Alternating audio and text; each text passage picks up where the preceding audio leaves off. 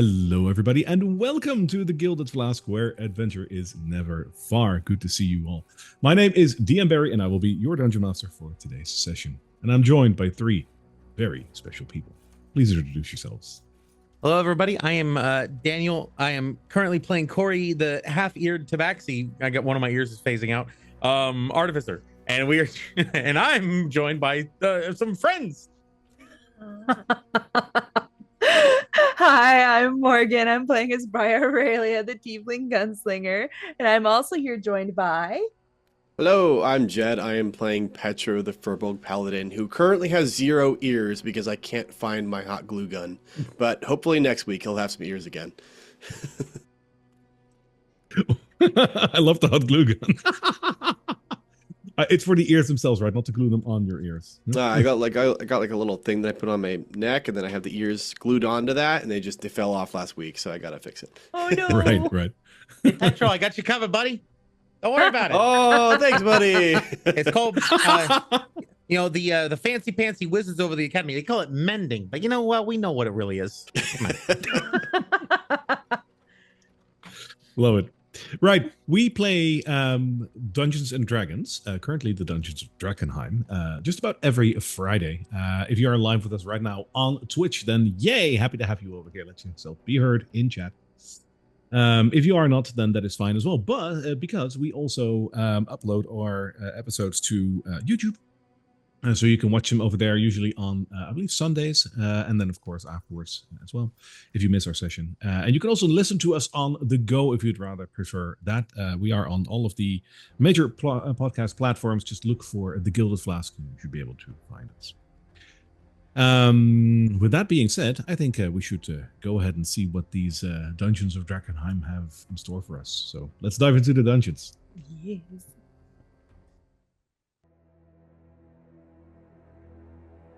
Drakkenheim. Once the glittering jewel of Westamar, beacon of civilization, academic study, and religious pursuit. But one fateful day, death fell from the heavens, razing the once vibrant city to rubble. Then, sickness, pandemonium, and monstrous mutations that overtook the few who survived. And yet, beneath the decay and calamity, the remains of Drakkenheim revealed a new secret. Whispers of this discovery crept across the lands. Delirium.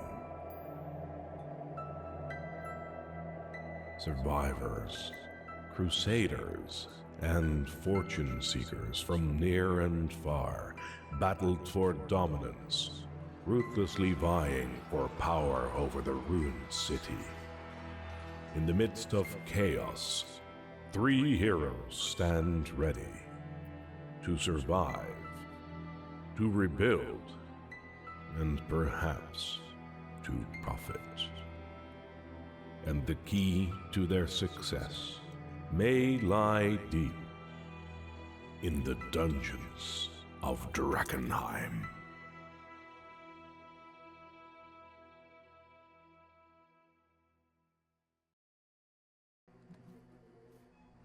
Always a very, very awesome intro to see.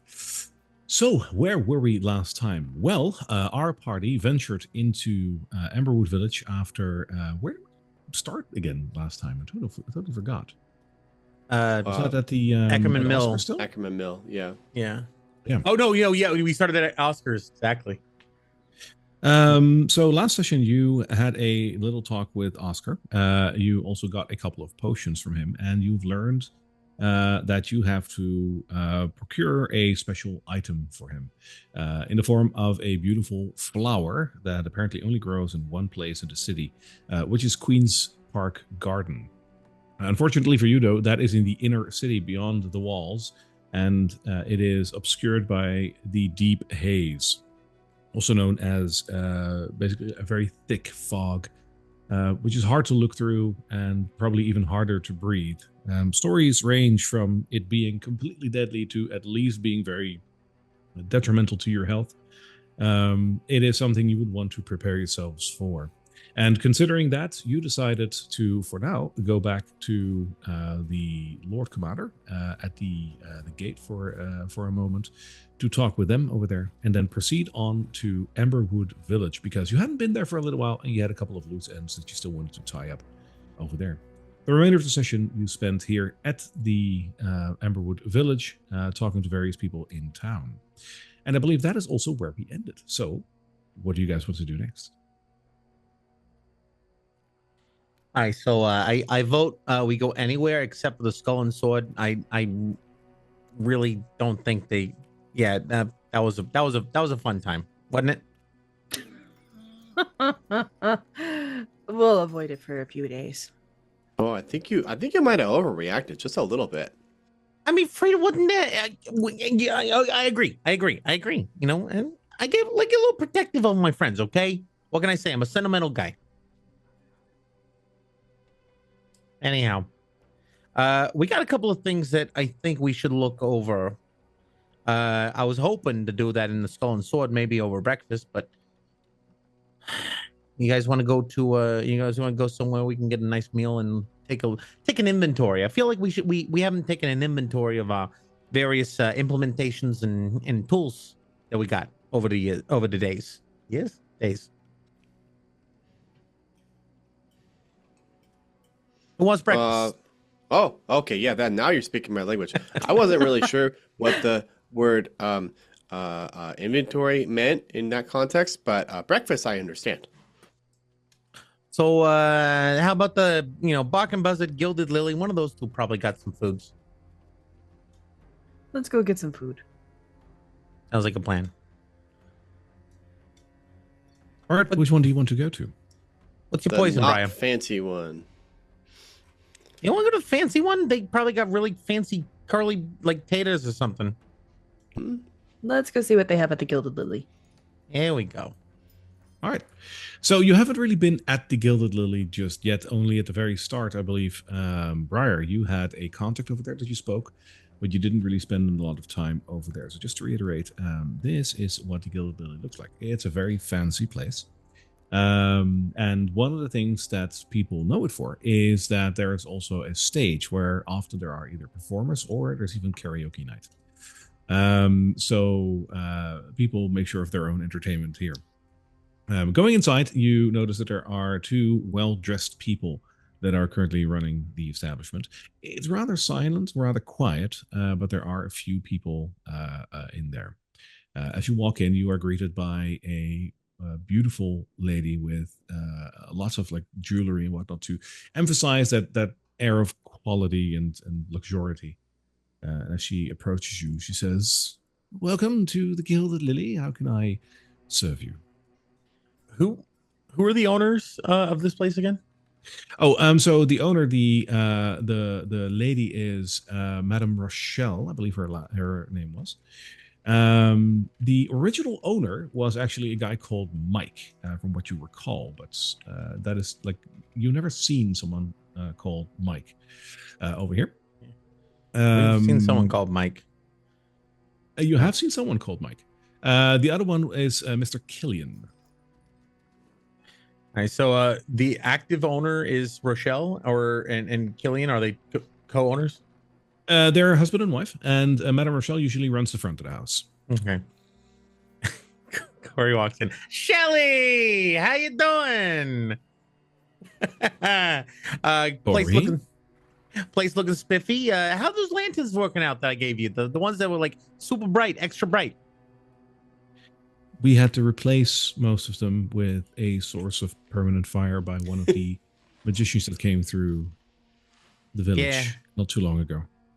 Unfortunately, I failed to mention that the candle that burns twice as bright burns half as long. That's what are you gonna do? Anyway, how you doing? How's business been? So a bit quiet lately, but I guess I can't complain. We've had worse. What about your shop? Shop's been doing good. Ain't been the front of the shop, obviously. We ain't been doing a lot of business. I've been out away, expanding my inventory, expanding my expertise. Got my my new friends here, my associates. I don't know if you've met them. I think, Brian, you've been around here, haven't you? I've seen you before, yes. Quite a few times. Just out of curiosity, is Big Rupert around? I haven't seen Rupert in about 3 or 4 days, but he did say that he will be back. I see. And this is my buddy Petro. He has a penchant for taters. I feel like, you guys probably got some fancy curly fries or something like that around here. What do you guys got? We got 5 different types of potatoes. Whichever way you'd like it, sir, we can make it for you. Oh, there's only one type of potato. Right. So what would you have, please? She says, bewildered. Corey's just watching amused. Oh yeah, no, potato would be great. And just maybe just like a flight of all 5 types that you think there are. I just want to see what your interpretation would be excellent. Thank you. And would the gentleman require anything on the side, like vegetables or perhaps Side of taters? Yeah, I mean, a side of taters would be great if you got it. I set myself up for that one. A side of potatoes. And would you require them boiled or mashed or in a stew? So maybe just all 5 types on a plate, and then one side of each of the different preparation methods, and then just all of that kind of all together. Just bring it all. Bring me all the potatoes, please. Of course, sir. Would you like a table? Oh, I kind of look to Briar for guidance. Yeah, some in the back if we can get something a little bit further away from the. I don't know these fancy restaurants very well. Sure. Go help yourself to a table. I'll get your order ready. What about you, Miss Briar? Corey? I would quite enjoy a stew, something warm. 1 stew? And Corey, just the usual for you? Yeah. Hit me up with the usual. All right. I'll see what we can find out back in the trash can, she says with a wry smile as she turns around and walks to the kitchen. Oh, Shelly.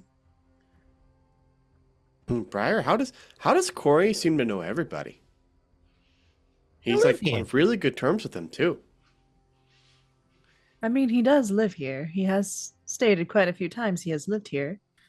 I mean, I wouldn't say on good terms. Frieden and I go way back, but Shelly runs a respectable business, but a little highfalutin for me, but you got good taters. There's just so many people you go way back with.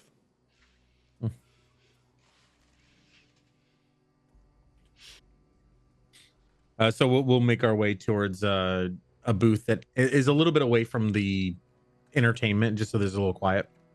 Sure. The booths over here look decidedly better than the ones in the Skull and Sword. Like the booths over here have little curtains that you can draw if you want. And just the tables and the upholstery just look of a better quality. For one, they're all like non-damaged. This place definitely looks nicer, if not for all the dreariness outside, of course.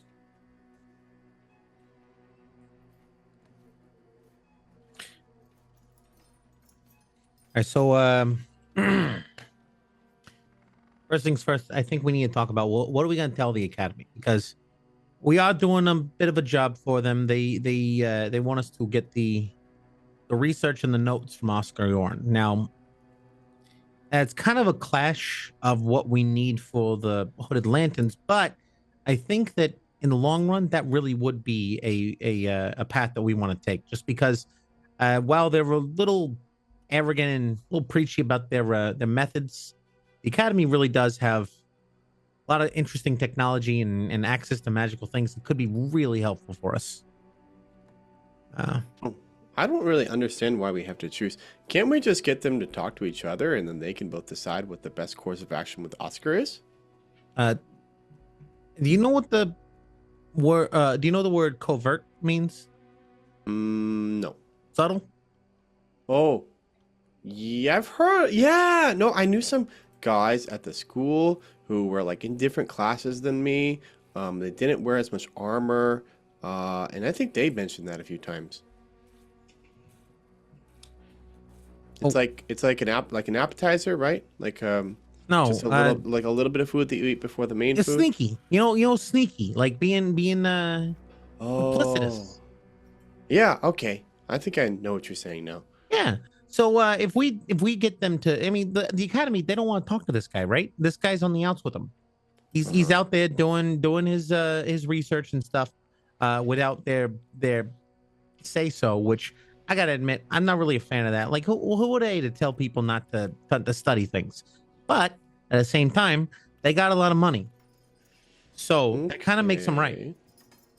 Okay, but what if the Academy and the Hooded Lanterns, they just talk to each other and they say, we both killed this guy and he's got information and we want the information, so what should we do about it? And maybe they can agree on the same course of action and they don't have to like, we don't have to decide, oh, who's doing the right thing and who's doing the wrong thing. We can just be like, hey, everybody gets what they want. And that way, people can start talking to each other. And honestly, I think that's maybe the way that, the only way to save Drakkenheim in the long run, maybe.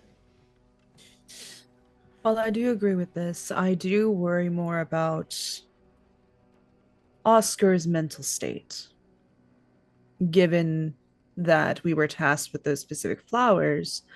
Should we let the Amethyst Academy find out?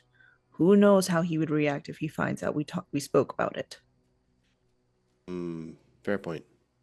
And if we were to think even longer term about this, interesting question. What if something really bad were to happen to Oscar? Oh no. But at the same time, somebody really clever, I don't know, someone whose name rhymed with Lori or something, really, learned from him and got to be just absolute whiz with making potions. Well, now, guess what? That guy or girl or guy could be the one who ends up making a lot of potions for the gilded the guys at the place, the Hooded Lanterns. Okay. Sorry. I'm Whose name rhymes with Lori? Oh, Uh, Pedro. Is it me? Rory. No, not you. Petro, can you make potions? No. Yeah. I mean, you can do weird things with like the flame and stuff. So I can put things into bottles, but I need a funnel when I do it. That's fair. That's fair. Actually, pouring into a bottle is pretty difficult unless you have like a straw or a Can be. or a rod. Yeah. But yeah, so I mean, Or there's you can get couple like a different piece of options here. paper and you can roll it up. That tends to work pretty well too. If you don't have a funnel around. But anyway, I do like this idea that you'd be able to make the potions because I think maybe you're a little bit less crazy than Oscar, and I trust you a little bit more with it. It did look like there was a lot of fancy dancy magic going into making those. So I'm gonna have to figure out a way to generate the effects. Now I will probably, maybe, potentially have to use delirium in the making of these because obviously that's what he's doing.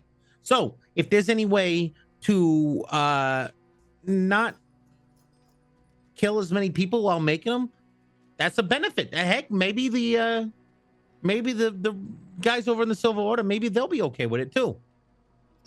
Probably not, but I do like the idea of killing less people.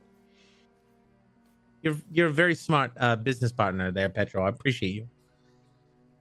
On So that after note, a little while, your food comes to the table, which is indeed a bowl of really nice smelling stew. Like you can smell that there's like some fresh herbs and whatnot in there. It's well made. For you, Corey, you get a plate which also looks like stew. It's just different, and I imagine that it might smell nice for you. To the untrained observer, it smells fishy, but like not good. that's what I'm talking about. Petra, for you, you will get 5 different types of potato. They're all very much the same potato, of course, but one is like a potato jacket, one is mashed, one is just normal boiled. You see that 2 of the potatoes are seasoned, and then the cook just sort of gave up on the fact that he had to make 5 different types of potato. Petro just starts digging into all of it at once. He orders a flight to try different things, and then just like pushes them all together into a ball. Yeah. Exactly. He's just like not even paying attention to what the different ways things are cooked. So Madame Rochelle standing there was just about to say like, and Joel, and you're already like halfway your potato. So like with a full mouth, Petro just looks at Corey and he's like, so if we're gonna work with Academy, what would be our next steps? I'll let you get to your dinner. Enjoy. She says as she hastily gets away. Yeah, Corey wiping off potatoes off his face. Yeah. So first things first. Like I said, we got to do an inventory. Okay. So he pulls out the delirium tip dagger and a couple of potions. And he's like, all right, I want to see what do we actually got after a while, because I lost track of some of the things that we've been picking up. So I just want to check out what we got. Petra pulls out like a bit of fabric from his pack and like a little acorn that he picked up and like some dirt from the beach of the river that they crossed, and just like little things, little pieces of nature that he's been picking up here and there, like a twig. Anything valuable, useful? Oh yeah, lots of this stuff is valuable. Okay. Sure, Petro. Anything else? Is this all you have in your pack? Oh, I've also got this rock that looks like a cat. He pulls out his luck stone. Nice. all right, cool. That's what you got from the lady over at the Silver Order, right? High Flame Keeper lady, something or other. Yeah, it was a present. Nice. And right, Brian, obviously you got your firearms. How's the repeater holding up on the rifle? It's been holding up pretty well, surprisingly. It's very well made. And my All right. craftsmanship. Yeah, it is it's an original, obviously. So, well, I'll we can tune it every now and again just to make sure that it's performing up to the expectations. Also, it keeps us alive, so that helps. You got anything else that you've acquired recently of our through our adventures? Because I know that we've been sort of like picking up and dropping off all kinds of crazy things. So I just wanted to make sure. I mean, aside from the letter from the spy master, that's about really it. Okay. Well. Any potions? I think I only have healing potions. That's about all I really have. And then the delirium tipped arrows. Right. I've got this potion. I think it's like icy blast flavored. If I'm not wait. Oh, this was the potion of climbing. Never mind. That's what this is. Yeah, I think you didn't you have like a something about invisibility or something, or like out of character? I think we actually had another potion that you had gotten prior. Did I? Yeah, because I got 2 potions at one point. I just wanted to make sure we. You do have one more potion with you. Yeah, in classic D&D fashion, I have not looked at my inventory in like 5 sessions. I have not looked at my inventory in a while either. I'm like, I completely forgot that I had a potion of climbing in there. What potion was it again that I picked up? I think it was invisibility, because I think we got 2 potions at once, and then we identified them. Got one that was climbing and one that was airy and cloudy on the inside. Was it airy and cloudy? Yeah. Or was... So looking at it, like if you pull it out, it looks a bit airy, a bit cloudy, and you do get the sense that there's something in there, but it's hard to see. Like if you want to like try and identify it, you can, but you're gonna have to like peek at it a little bit. Like do you like hold it a little closer to your face? Sure. I mean, you're not 100% sure, but it kind of looks like a very, very big toenail. Oh, right. Potion. I think it was a potion of cloud giant because I did identify at one point. Potion of cloud giant strength. Okay. Yes, sir. Oh, Okay. Yeah. So you got the super strong dealio in there, and yeah, you get the toenail bottle. Sorry about that. Yeah. Well, I mean, if it comes down to it and you need it, sometimes you need a toenail. I don't know. Oh, I've got a toenail bottle too, and he pulls out like a little vial filled with his toenails, toenail clippings.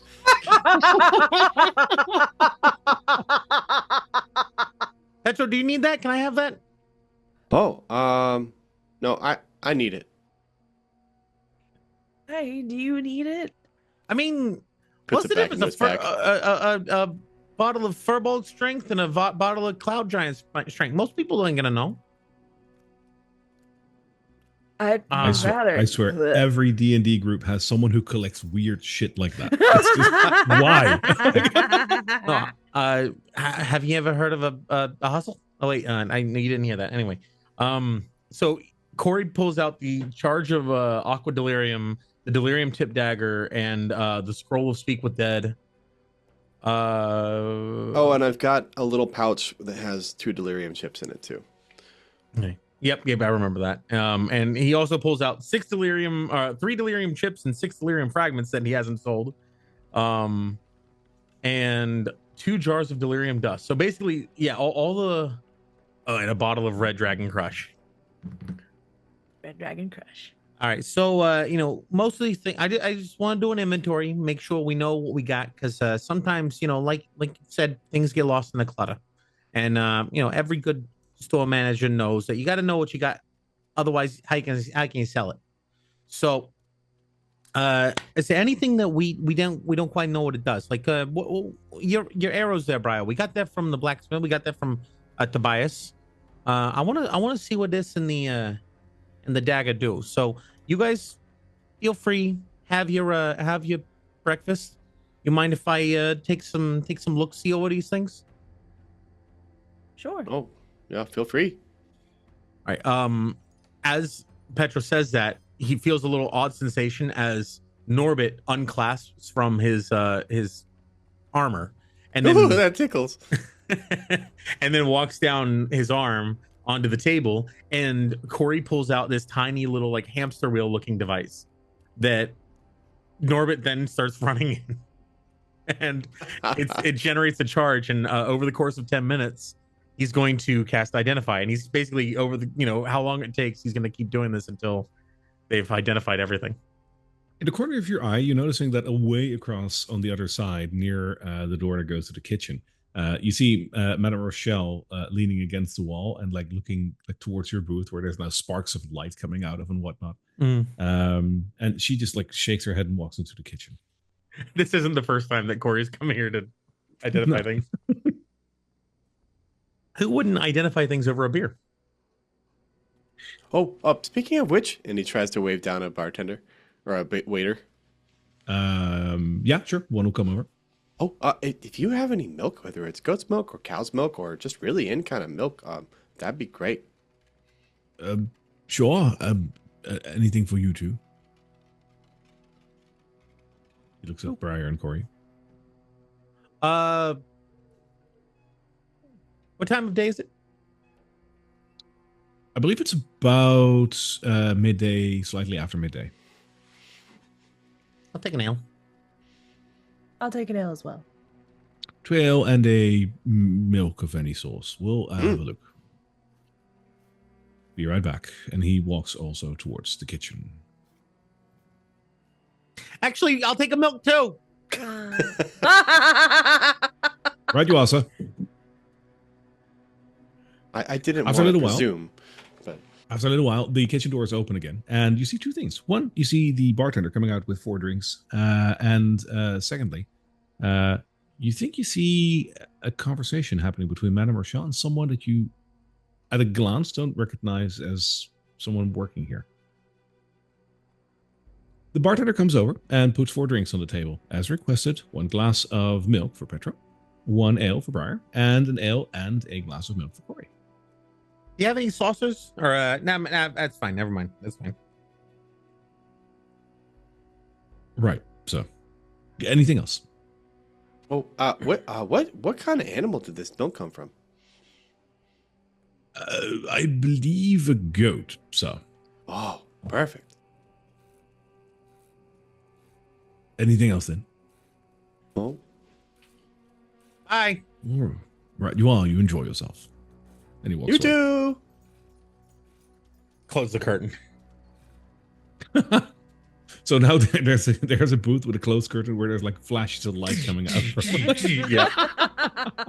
Guys, This is a classy place, though. sometimes I think, we should just stay in Emberwood Village. This is just nice to just sit around and drink milk and enjoy some potatoes and have a good conversation with good friends.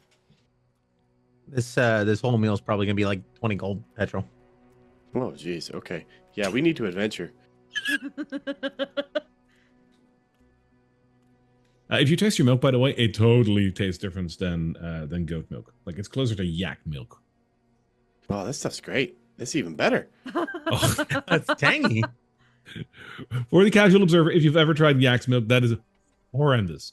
So It's like yogurt and milk all at once. yes, that's pretty much where it is. I'd imagine Petro is pretty accustomed to that kind of milk. He's just like, oh man, they got the great stuff here. Ooh, this is a meal and a drink. Oh god. Crunchy. While Tastes like the it's two got are toenails in it. conversing with each other, Briar's like, since she usually plays around with her pocket watch, she's gonna kind of feel for a lack of a chain there, and she's gonna kind of be like, oh yeah.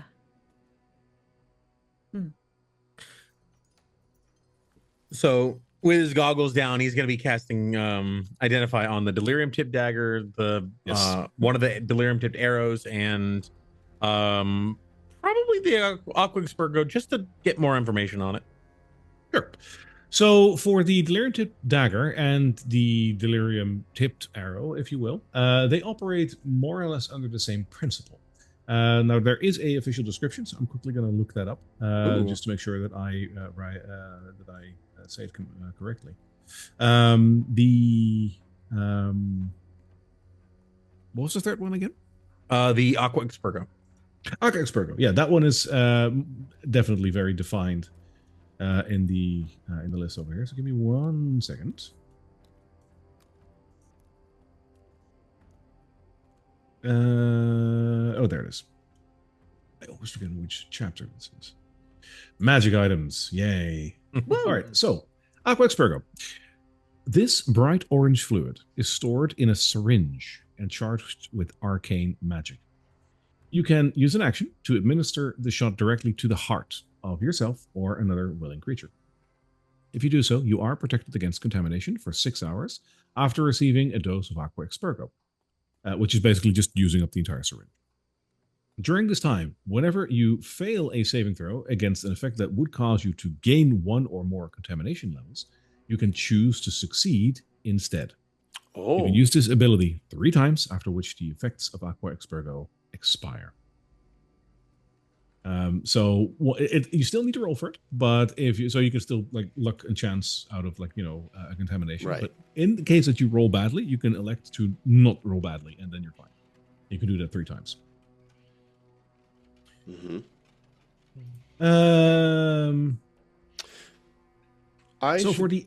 Sorry, go ahead. I should point out too that I do have the protection from good and evil spell, which won't it won't necessarily protect me from contamination, but it will protect me from creatures that can give me contamination. And so I should mention that. That is fair. And I know we only have 2 potions, so and that's not a full workaround, but it's worth noting to the group. If he mentions that, Corey's gonna say, so like if you're in a place that's like, let's say there's poison in the air and you're breathing it in, can it like keep you from getting poisoned? Oh no, I don't think so. It's just like if there's like a poison elemental or fiend or undead, then it'll protect me from those creatures. And then they can't. You remember the witch lady? Like they'll protect me from her, but not from the contamination itself necessarily.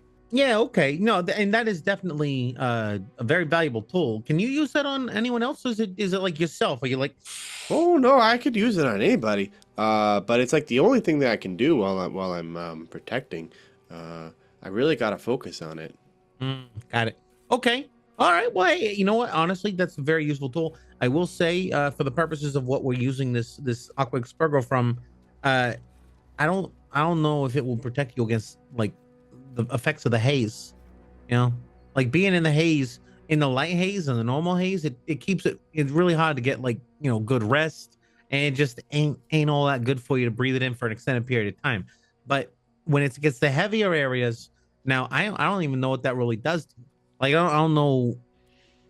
I don't know if that would really work, but it's definitely something to keep in mind. Would it protect you against the Garmir? No, but I think it would protect me maybe against the Hellhound. Like, what does it do to him? The bad dog with the fire in his mouth. Oh, let me try to translate the D&D description into Petro Doc. So does it like when one of these things like touches you, it burns them or something, or?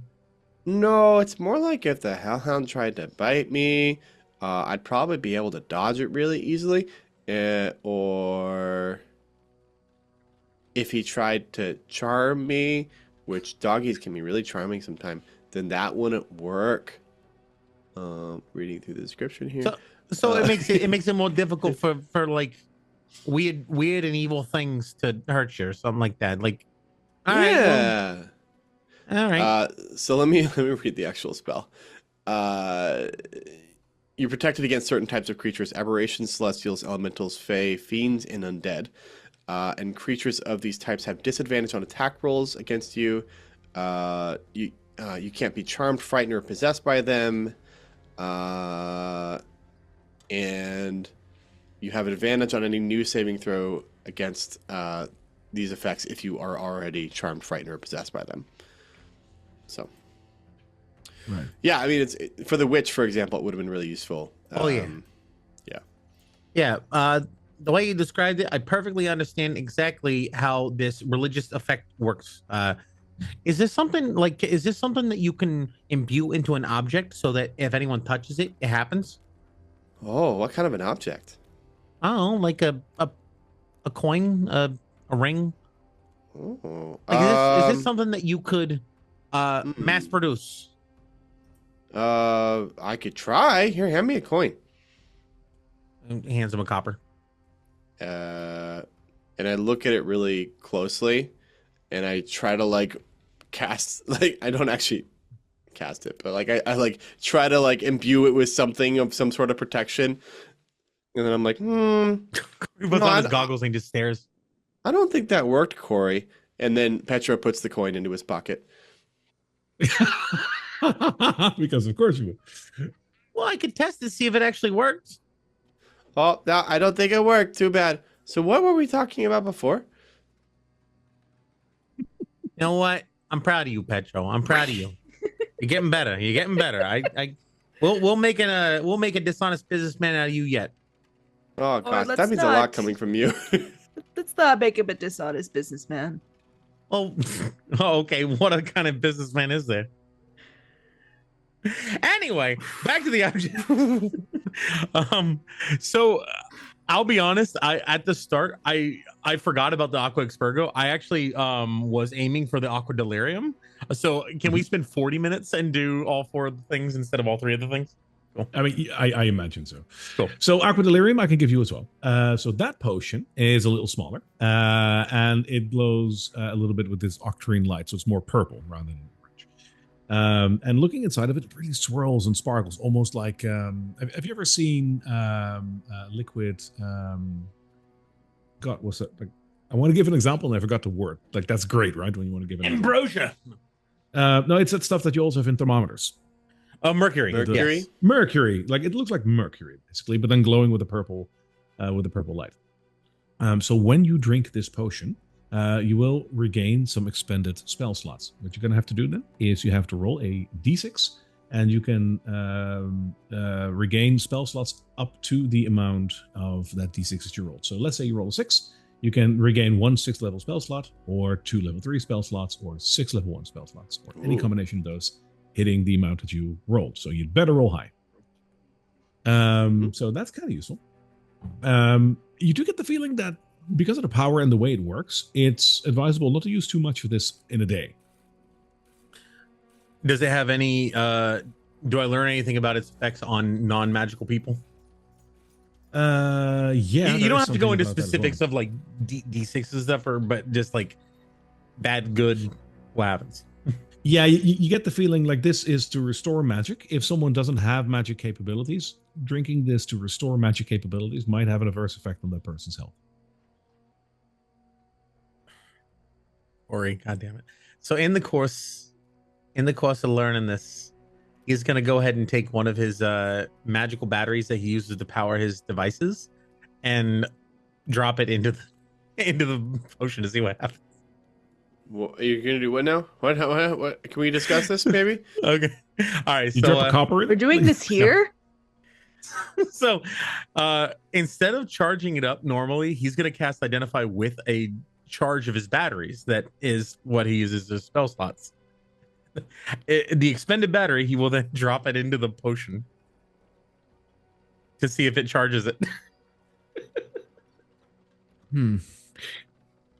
Oh boy. Is this can I or is this I did? This is a with the Identify. Is there anything that says this stuff explodes that he read or he learned? Since potions like this are in its infancy stage in terms of research, unfortunately, you don't learn a lot about that particular part of the potion. All right. So I got an idea. We're gonna go back to my store, and we got some blast walls there. I want to try something. And then still got some potatoes to eat. Yeah. Not Dude, now. Could I just go to go and like? Petro, I ain't done yet. We still gotta. I still gotta check the the delirium dagger and the arrow.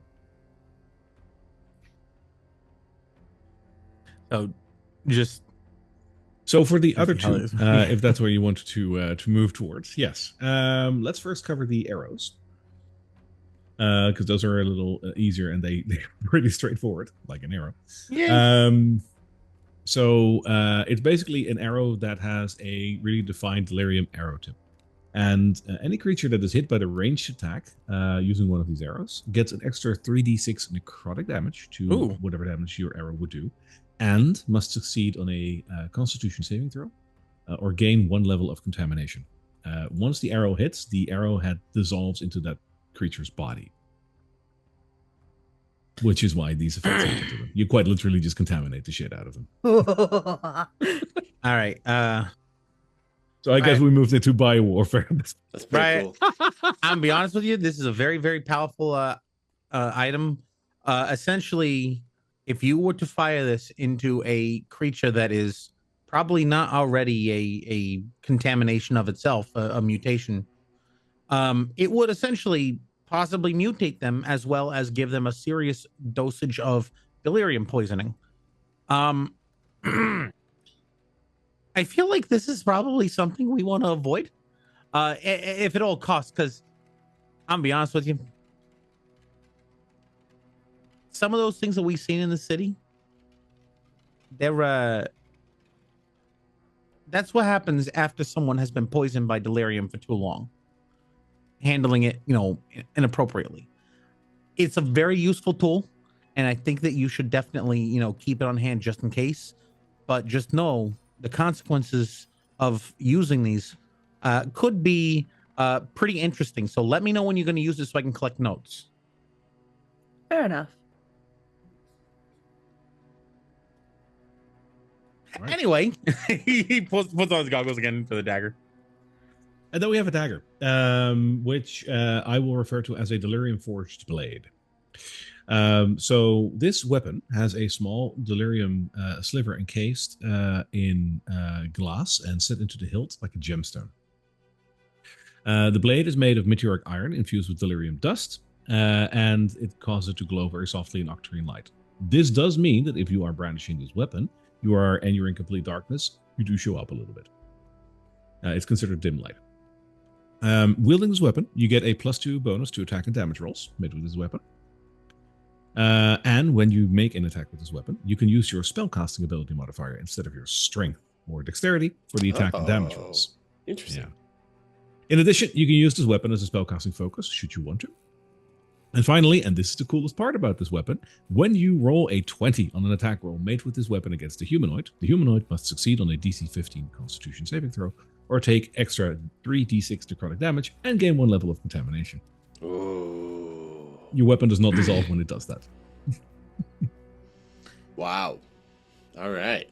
So you can just repeatedly stab someone over and over and spread the Hope until you contamination crit. through their body. These are some evil. These are some evil weapons right here. Yes. Oh, guys, I'll be honest. I don't know how I feel about using these. It just seems a little bit unethical. I feel like these would be something used for in a situation where we really need them. At least the arrows.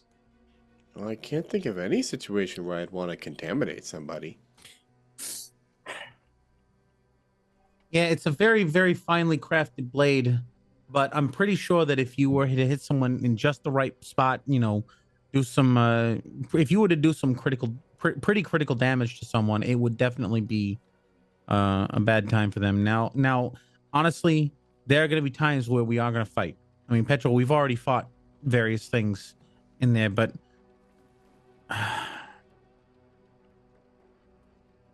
I'm worried about the effects of adding more delirium exposure to something that is already exposed to delirium.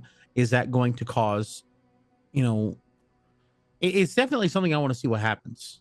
But honestly, as much as it's enticing to see what this is, Brian, I feel like you're more equipped to use this kind of a tool than I am.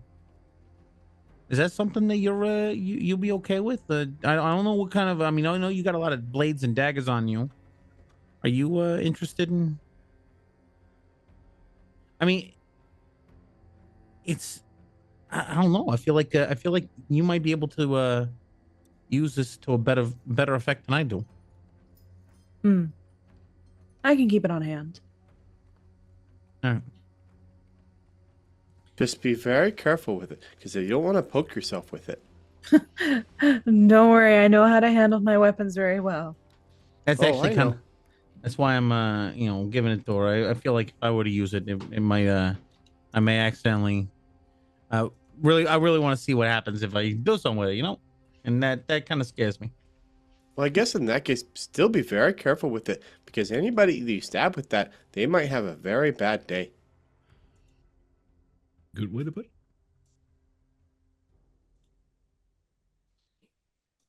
Yeah, well, okay. Well, hey, that really clears up a lot of things. I would love to go back to the store, test out this. I want to test out my battery, see if there's any interaction with the aqua delirium, and then we probably want to check out the academy. I assume that River and Eldrick are both still at the Lion. We probably want to talk to them. Petro, you already talked to your froggy friend, right? Oh yeah, hopefully he has some flies in his little fly trap that you made for him. We can go and check though. Well, you want to hang? You want to come with us and hang out while I do my test, or do you got anything? You cool with hanging out? Oh, me? Yeah. We're going over to the store to test out. I want to see what happens when I Yeah, throw a yeah, battery in this thing. Let me just run by the bridge on the way back. I know worries. Garçon! Open the curtains. After a second, as you yell, the kitchen door opens up again with Madame Rochelle moving towards you. And in the door opening, she turns around and she says, not towards you guys, but towards someone in the back. She says, "We'll have words, but not right now." And she turns back and walks towards your table. "Yes, is there anything I can help you with?" Having some trouble with your staff? "Nothing I can't handle." Anything you need? It was a pretty good meal. You guys have a fine establishment here. I think we're gonna be heading out. Good. So that was 2 milk, 2 ale, and the food. That is That is 25 gold, please. Oof. No discount for an old friend, even one who That's helped bring that's light to discount this included. establishment. Fine. He begrudgingly pulls out 25 gold. Yeah, Petro kind of looks around. He's like, oh, I can't find my wallet, unfortunately. Oh no. And as she gets the gold, she looks Corey in the eye. She says, "Wow, you actually are able to pay this time. I do appreciate that." Yeah, business has been good recently. I've been, working, making my way up in the world. I got a lot of contracts with the Hooded Lanterns, and the Academy has been, just sniffing around, and figured working for some big wigs might bring in some business to the store. Maybe even bring a little more business to your establishment as well, if I can drum up the interest. I'm still waiting for the ones that you promised last time when you put up these lights. I'll get some better lights, longer lasting bulbs. That's where the money's at. Sure, Corey. You enjoy yourself. Ma'am, sir, she says as she looks to Petro and Briar, and she gives you a nod. Thank you for visiting. We hope to see you again soon. Thank you very much, Rochelle. Oh, good potatoes. I'll be sure to notify the chef. So it's been about 40-50 minutes since we got there, so I'm gonna start heading back to the store. Right, you coming with me? You want to see what this looks like? Sure. Oh, I'll meet you guys over there. I see you soon, Petro. And Petro's gonna go check on Roger's fly trap. Sure. So let's cover that first. So getting back, it works basically as you might have expected and also feared. The fly trap works really well. So looking at the bottle that you hung up there, or it's like a mason jar or something that you used, right? Yeah, I think it was like a jar that had basically a series of woven cloth such that it formed a funnel, and they would go in but couldn't come out. Yes. So there's a solid 20-30 flies in there. But they're all in there, and you see a very sad looking frog sitting underneath, looking like I want those, but being bombarded by a bit of glass. Oh, I'm sorry, Roger. I know this is a bit of a design flaw, so I'm gonna have to come back and empty it for you. But here you go. And I unscrew the top and dump out the flies for him. He goes to town on them. Like, he is so happy. Like, he's like ribbiting every couple of flies. He's very happy. He's riveted.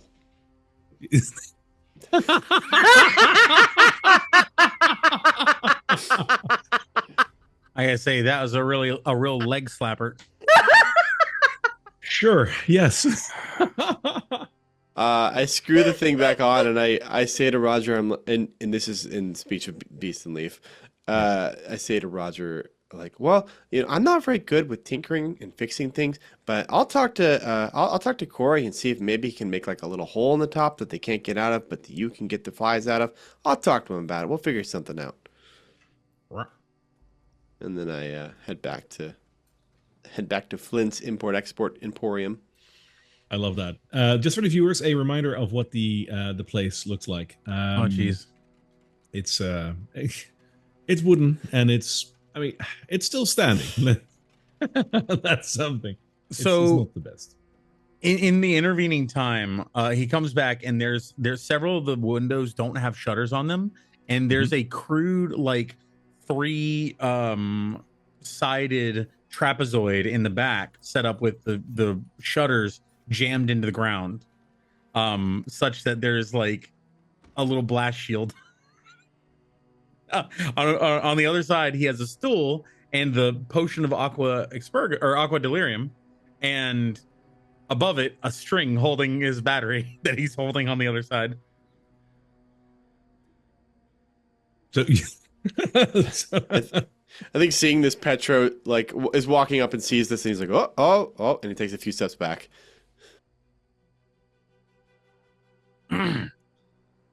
Yep. And so it's an empty battery, and he's gonna let go of the string and drop it in. Okay.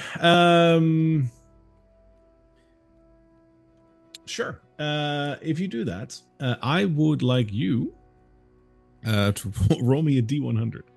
Oh, fun. Okay. All There we right. go. Yeah, There we because go. this battery does have delirium within its construction. I So know. yeah. Okay. That's Yep. the whole reason why I'm asking for Oh, a God. D100. Okay. Roll.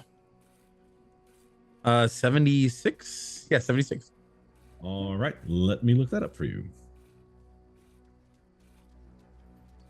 Oh, okay. No. I'm worried. You should be. Oh, Oh no. And with that, So- Briar is going to make sure she is 5 feet away from the house now. Hey, Corey's right My- up against the blast shield. My dear Corey, as this happens, as the battery drops into the vial, all of a sudden, above you, in the most silent way possible, an anvil apparates out of nowhere and hits you in the head for 40 bludgeoning damage. 40? What? 40? Oh no. So Corey's cool, I unconscious believe. on the ground. Yeah. Oh, god damn it, Corey. Wow. One of the funniest ones that I got there. Yes, do you want Corey, before I react, do you want to describe exactly how this goes from moment to moment so that we can have a play-by-play? All right. So Corey is like looking around the blast shield, totally disregarding the use of the blast shield, like face fully exposed.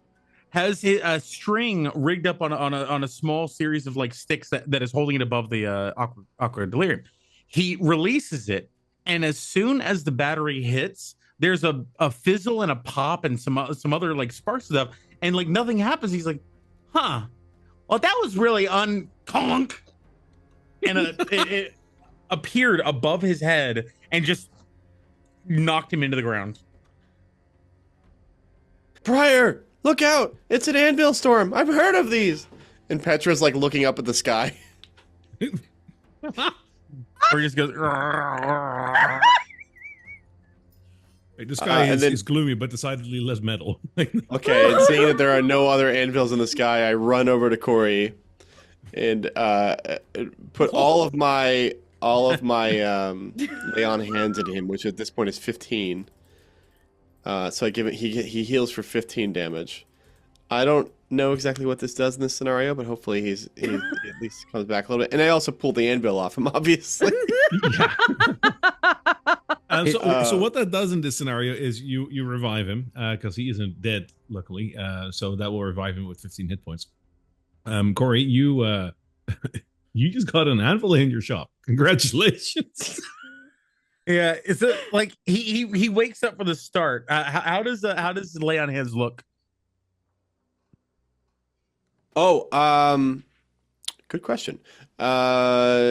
Yeah, I think the first thing I do is just lift the anvil and put it like off to the side. Fortunately, furbolgs are able to carry a lot of weight. And then I'm just like looking down at your. You're just like unconscious on the ground, like and then I see that most of the damage is on your head, and I put my hand on your head, and then there's like this glowing yellow light as you feel some life coming back into you. Corey comes to with a start and goes, "Is the battery charged? What? Did you? What happened?" Oh, I think somebody delivered an anvil, but they flew it here. That? Oh, That hit yeah. me? Oh yeah, that hit. You were pretty out. How big is the anvil? Is it like what are we talking size wise? The shop side, like you can now start a smithy over here if you have the rest, but like you got the anvil, you know. That wait did Oh, someone, the sky! It came Where out of did the sky. He's gonna look over at the bottle of delirium or aqua delirium and the battery. It honestly looks unchanged. The battery itself has been like sort of like expelled from the fluid. And if you get any closer to the battery itself, you'll notice very clearly that the delirium shard that was inside of it is gone. All right. The potion itself looks pretty unscathed. Huh. So if you want to try again, I wasn't expecting this. Well, so it was actually the battery at that point didn't have a charge to it, but it still had delirium in the making. It could be recharged overnight. So, You know, I've known you a while, Corey, but I don't think I still understand science. This is doing experiments seems really dangerous. yeah, science can be a real bitch. A what? Are we okay with that? I'm so sorry. It slipped out. I need a beeper. Yeah, science can really knock you one over on your head. I'm sorry, I'm a little confused right now. Anvil just fell on my head. Petra goes over and starts looking at the anvil, like kind of going around it, like, did somebody make this, or did it just apparate out of nowhere? Like, where did this come from? Hey, It looks like it reacted when you dropped in the battery in the liquid. so Brian, you saw what happened. Where did it come from? Did it just come from the sky, like straight up? Or did it materialize? Did it come flying in from? What happened? I think it just materialized. Because there's nothing broken. Pulls out the spinning wheel again and starts casting Identify on the anvil. it doesn't really give you anything in return. It's a normal iron anvil. Oh, as I can tell, this is just a standard iron anvil that, like, it just, but like, how did it generate an anvil? That would be like just randomly, spontaneously creating a doorway, like a door. Like a door, it takes effort. Someone had to make it. There was a tree involved. Like, where did the iron come from? What is anvil? Does it look like the one from Tobias Crow's Forge? Like exactly like the one? No. Okay. No, it looks like an anvil, and anvils kind of all look the same. But does it have clear usage, or does it look like a new anvil? It has a bit of usage, predominantly at the bottom, where you notice that there's a large blood stain on it for some reason.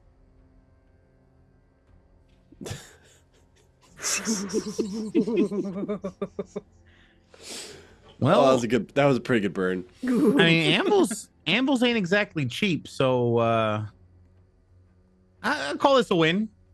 Petro, can you help me move this into the store? I'll put it by the grinding stone.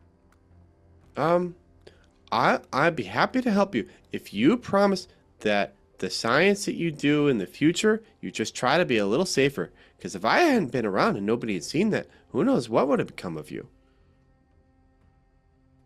It probably would have been fine. Yeah. Also, I just looked it up. This would be about 300 gold worth of investment, so that's not bad. Not bad at all. I need to start. I need to go ask Tobias Crow if he's got any smithing tips. Anyhow, all right. Well, that was kind of a bust. I gotta figure out how to replace this, and he holds up the battery with no shard in it now. Crap. The potion itself, as I said, still looks pretty much the same. Like, you don't know if it's tainted now, but like it looks the same. So, I don't want to ask this because it's a weird, out of character question. You can always try. I might not elect to answer. All right. So, in my previous identification, I did notice that the aqua delirium was dangerous to non-magical people. Yes. It meant it was something that came up. Would it, like, Corey cannot perform magic out of his own body. So is that something, like, does it feel like it would be dangerous to consume this? Give me an insight check. Oh, wunderbar. I got an 8. You're not 100% sure, but given your vast experience with experimenting, at least, whether or not it's fruitful, you do experiment a lot. I think you can add, as an artificer, you can add 2 and 2 together. You threw a delirium shard into basically delirium water, and now the delirium shard is gone, and you had an anvil drop on your head. There must be a correlation there somewhere, but you're having a bit of a hard time to connect the dots. I might need to do a little bit more. Actually, this is a great question for River. I think we should go over and talk to River. So you guys want to go talk to some people who may have a little bit more, very, very tiny bit more experience than me when it comes to arcane anomalies. Oh, yeah. Yeah. I mean, you don't really seem to know anything about it, so let's go talk to them. As they turn to walk, I am the principal understander of magical arcanical. Wait up! Corey, you took an anvil to the face. Yes, exactly. That's exactly what science involves. Anvils. Otherwise, what are we? We're a bunch of people who don't. Where are you guys going?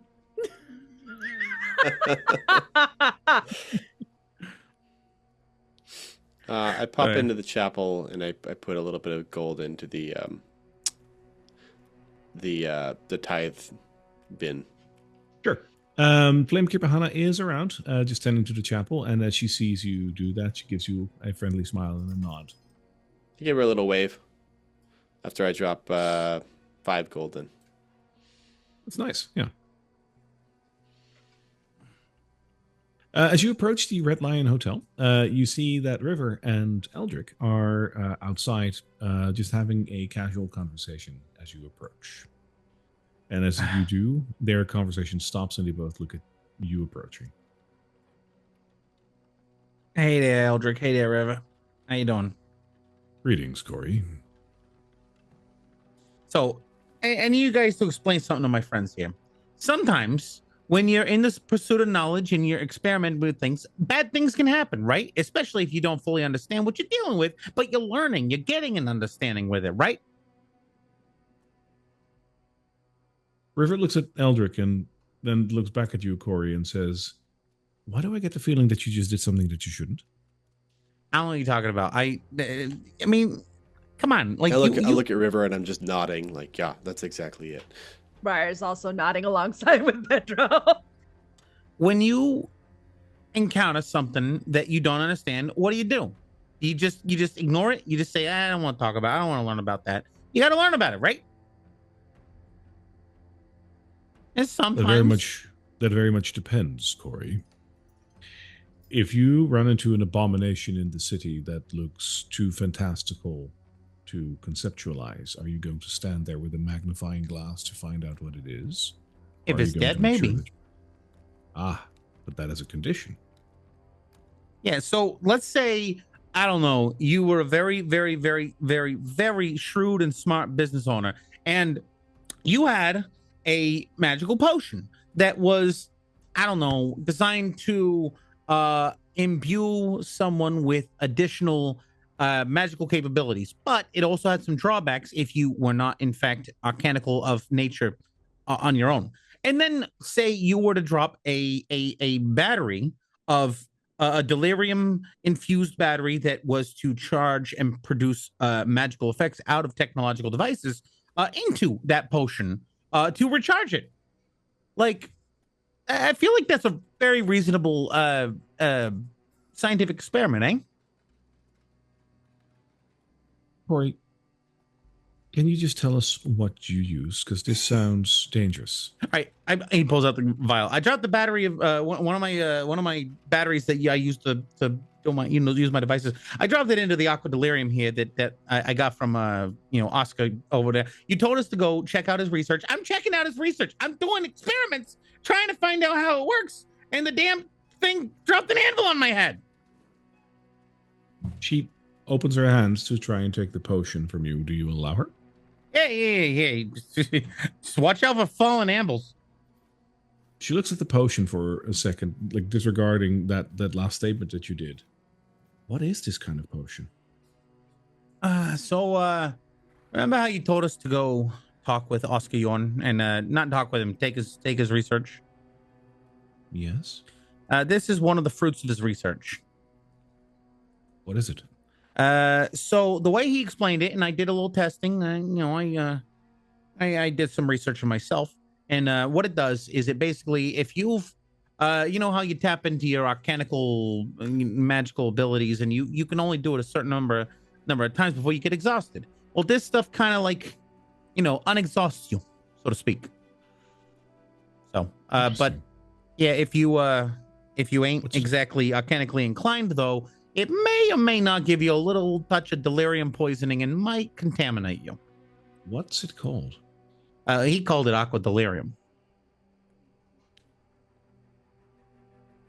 Eldrick, do you happen to know something called aqua delirium? And Eldrick rubs his beard a little bit. I've heard of it before, but hadn't seen it yet. So this is something that recharges our magical capabilities on the go. Hmm. Yeah, one of the there were a couple other things in there. One, don't drink more than one in a day because it'll cause you to basically explode. If you're not magical, don't drink it because it'll poison you. And yeah, it ain't gonna like if you got someone who's really really like powerful and proficient, like I know you guys do up in your towers and your fancy schools and such. It ain't exactly gonna like, I don't know, do anything super crazy cool and anything that you guys know. It's more for like everyday usage. It's got electrolytes.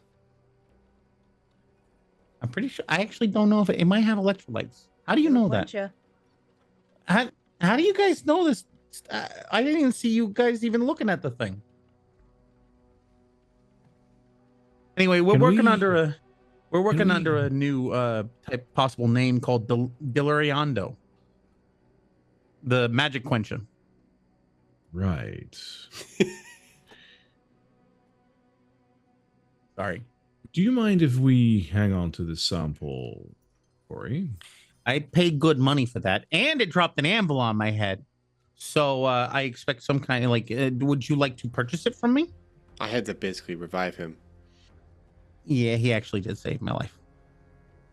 A good soul you have, Mr. Petro. Oh. No, yeah, I would not it's- like to buy it from you. I would like to have it from you as a token of good faith, seeing as you have thus far not done what we have asked of you, and this might help us otherwise if you do not provide the research that we've asked for. Hey, we're working on your job, okay? This ain't exactly part of our. This is a tool that I was purchasing to help me in the continuation of the job. So you do Oh. not wish to grant the Amethyst Academy a chance to research this themselves? Not for free. I'd be okay with you taking it. I think if he keeps it, he's just gonna hurt himself again, honestly. So That- yeah, you can That have was it. 100 gold. Petrol. That ain't Petro's. That's mine. That was 100 gold. And if you just go around stealing from me, we're gonna have a bit of a problem. And also, to be fair as well, we are trying to work with speaking with Oscar about trying to get as much information as we can without him, let's just say, be very upset if his research was found to be used elsewhere. Yeah, Yeah. he's a scary guy. I don't. And why do you think we would want to have his research in the first place? Well, yeah, obviously you guys are trying to learn something from this, but that's something that I bought with my own money that I earned doing reasonably non-duplicitous work, and I'm using it in the pursuit of finishing contracts like this. I don't think you understand the nature of our business arrangement. We're contractors for you. We are doing a job at the behest of ourselves for payment, and as of yet, that payment has been unrendered, and therefore, we're not under your employ. We're working with you for mutual benefit. Now, if you go around taking our supplies for your own benefit without compensating us in a reasonable regard, now where does that leave us? A very fair point, Corey. You can have it back. We will not perform any research on this potion. That'll have to wait. Here you go. And he gives it back. You're noticing that he isn't happy with it. Well, yeah, if you want the thing, obviously you can have it if you were to compensate me for my trouble. I bought that. Gosh, business is really complicated. It ain't that complicated. You want something, you can pay for it. It's easy. I don't Thank you think for this your is why time, we came Corey. here, though. Is it?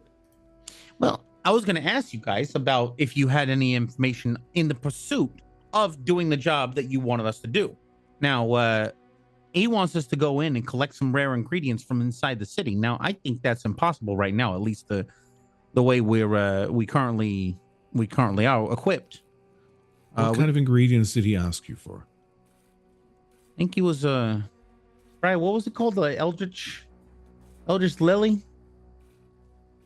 Well, I think he told us not to say, but I don't like him, so. We don't like him either. There's a reason why the Academy and Oscar do no longer work together anymore. His ethics are questionable, and his pursuit of knowledge is great, but definitely unscrupulous.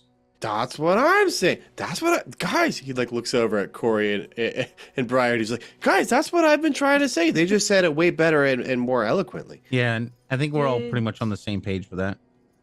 Did he happen to know, like, what drove him to kind of spiral into this? Any recent history we should really know about? Oscar has done a lot of experimenting back when he was part of the Amethyst Academy. This was before the meteor, so this wasn't on Delirium. But his methods were questionable, and he did experiment on students once or twice to show certain effects. Did any of them happen to be kind of mind control wise? One of them was, yes. I see. Yeah, we had a stern talk with him, and we told him that there were rules that he, as a professor, should abide by. He understood full well, and he apologized. Then, a short while later, the meteor hit. And 1 or 2 years after, we found that he had, once again, picked up research in a way that we do not agree. He brought some delirium-infested students back from the city. He first brought them to the city, and when they got contaminated, he brought them back to one of our locations, and he started experimenting on them again, not only jeopardizing the student in question, but also that academy's location in its totality. And we cannot have that, which was the moment that we expelled him. We figured he would die pretty quickly on his own.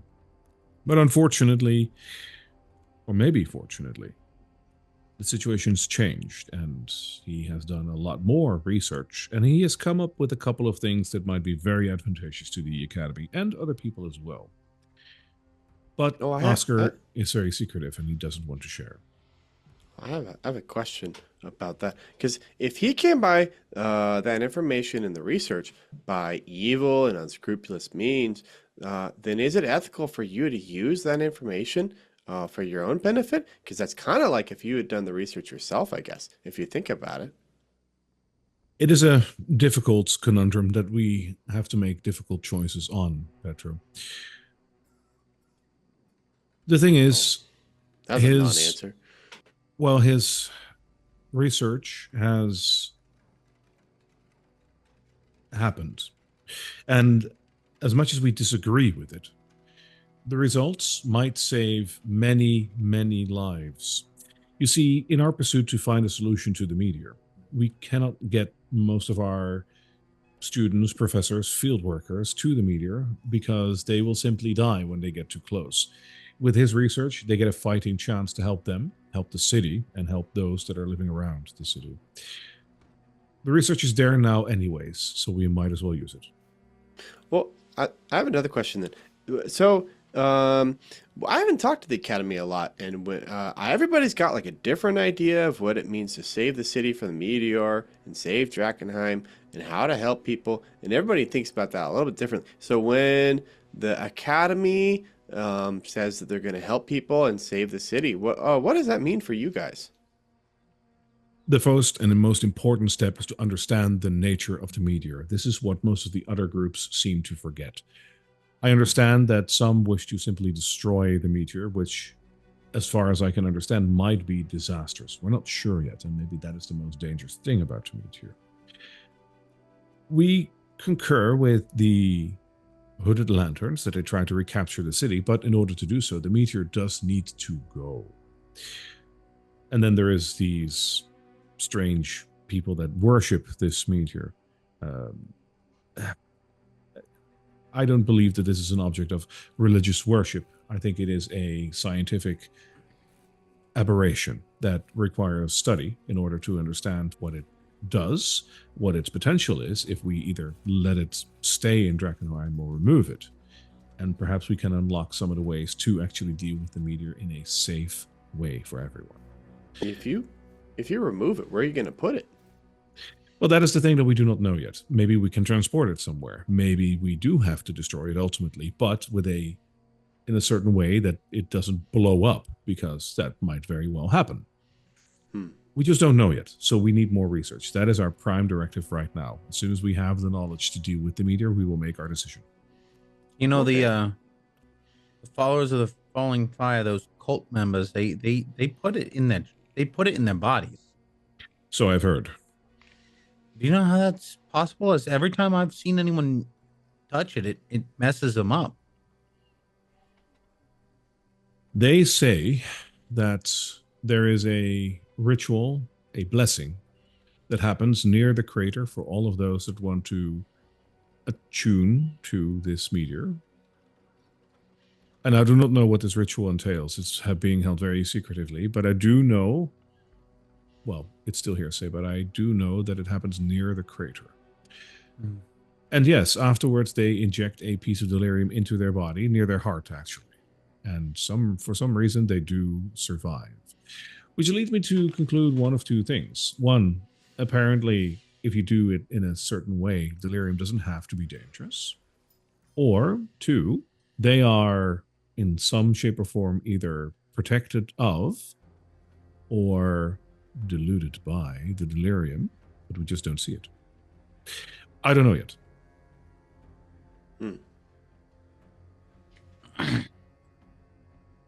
You guys like delirium, right? It is proving very useful in a lot of situations. At the same time, it's proving very dangerous. So it depends on how you look at it. How would you like a steady supply of research materials, aka delirium, and maybe even delirium ore, the metal they come from? The more we have, the more research we can do. And I will not deny that it also powers our spells to such a degree that our field workers can defend themselves better. That is another reason why we do like using delirium. Do mind, we only use it to empower our spells. We do not use it as crude weapons. So, what would the finder's fee be for a potential source of potentially infinite delirium? Well, not infinite, but as much as you can get delirium. We may or may not have run into some people who are mining it in a certain spot. You mean the mining operations near the crater? We know of that. By whom? If I'm not mistaken, there is a group. I'm not sure if they're a family, but a group of dwarves. God dang it! This operation. That was a good try, Corey. You tried, Corey. You did great. So, have you guys reached out to them, established a formal relationship? We've tried, but so far they have refused, saying that they want to operate independently. For now, that is okay. Perhaps at some point we need to convince him otherwise.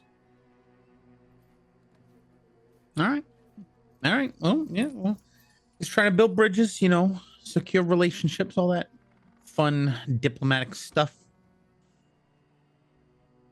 Right. Do you have an ETA on this research? Well, right now we're kind of at an impasse. In order to get more closer to Oscar, to build a relationship, in order to eventually, get what we can from him. Unfortunately, we got to do this task where we got to go into the city, and I'm gonna be honest with you, we have actually been within the walls, and we found a little way to get in, but I think that as far as we understand, right now we only have a small amount of protection against.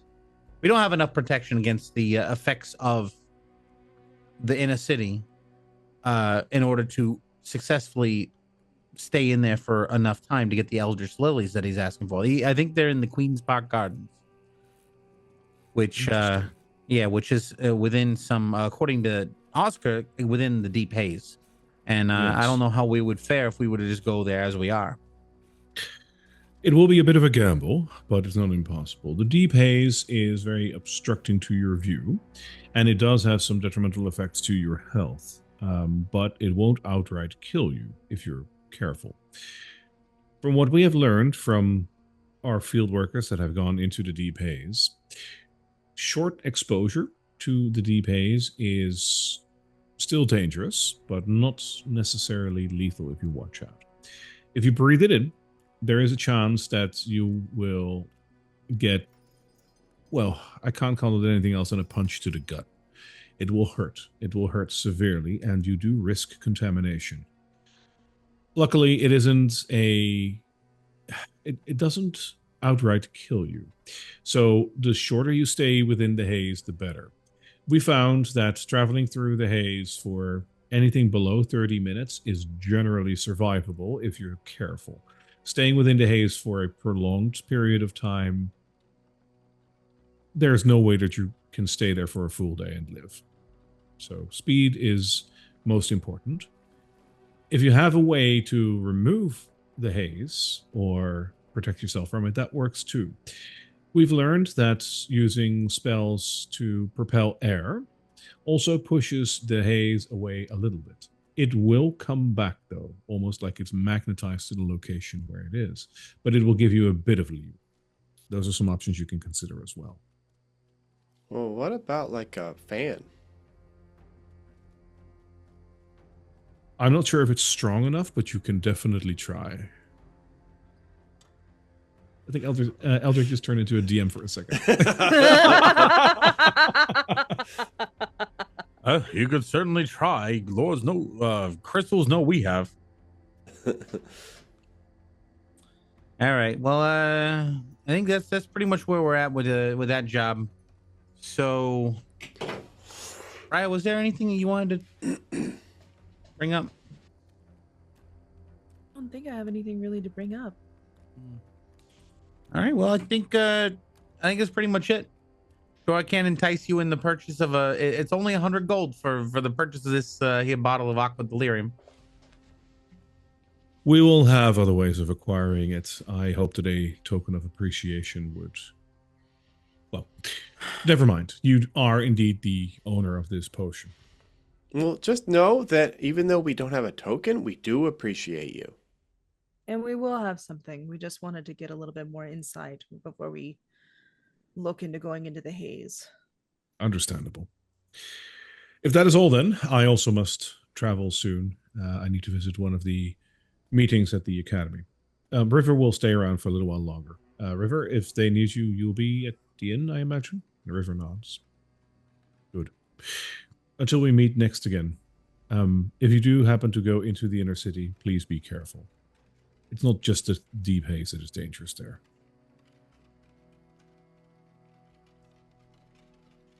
I'll hate myself for this, but okay. You let them know. Everyone in the academy, you let them know you got this from Corey Flinsiker, and that it wouldn't be possible. All the learnings that you get from it without Corey.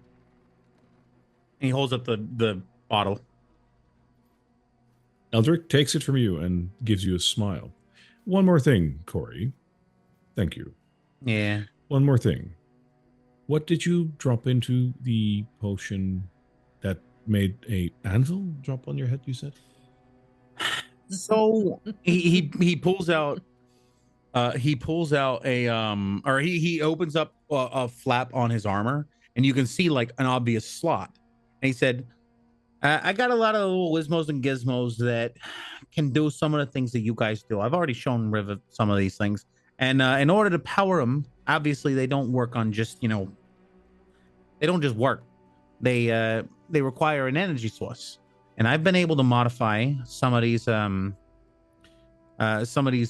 delirium shards, as well as find some ways to add delirium dust and into electrical circuits and basically generate a charge that can power these devices for a very short amount of time. And he holds up one of the batteries that's now empty, and slots it in, but nothing happens. But he just shows. I dropped one of these in there. I was, assuming maybe if this will energize a magic user, maybe it could recharge one of my batteries in a way that allows me to continue using them more than, because normally it takes me all night to recharge them back up to normal usage. But I was hoping I could recharge it, and instead, anvil. All right. Thank you for your contribution. This will go a long way in research. If anything fruitful comes out of it, we'll tell you. Yeah. Good luck. Oh, I'm glad we share a common objective. So do I.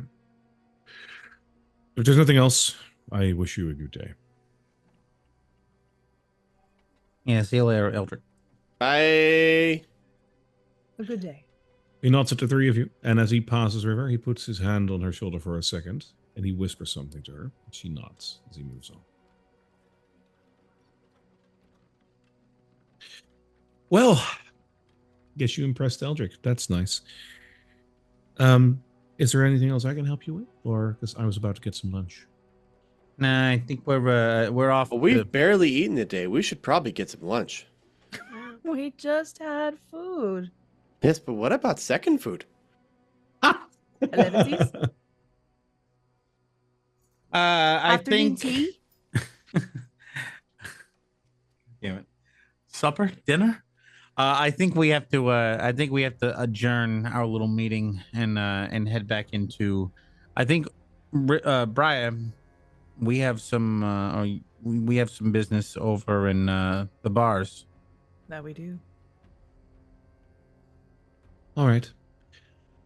Good luck then. And when you return, hopefully with the research, oh gosh, we can finally start making some steps to find out how to combat the haze, ultimately the meteor. I'm looking forward to it. I'll see you guys soon.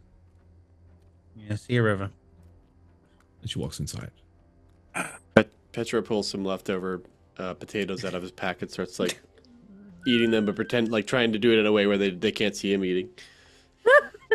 Pocket potato. That's like, is there some lint on there and everything? Oh yeah, there's like dirt on it.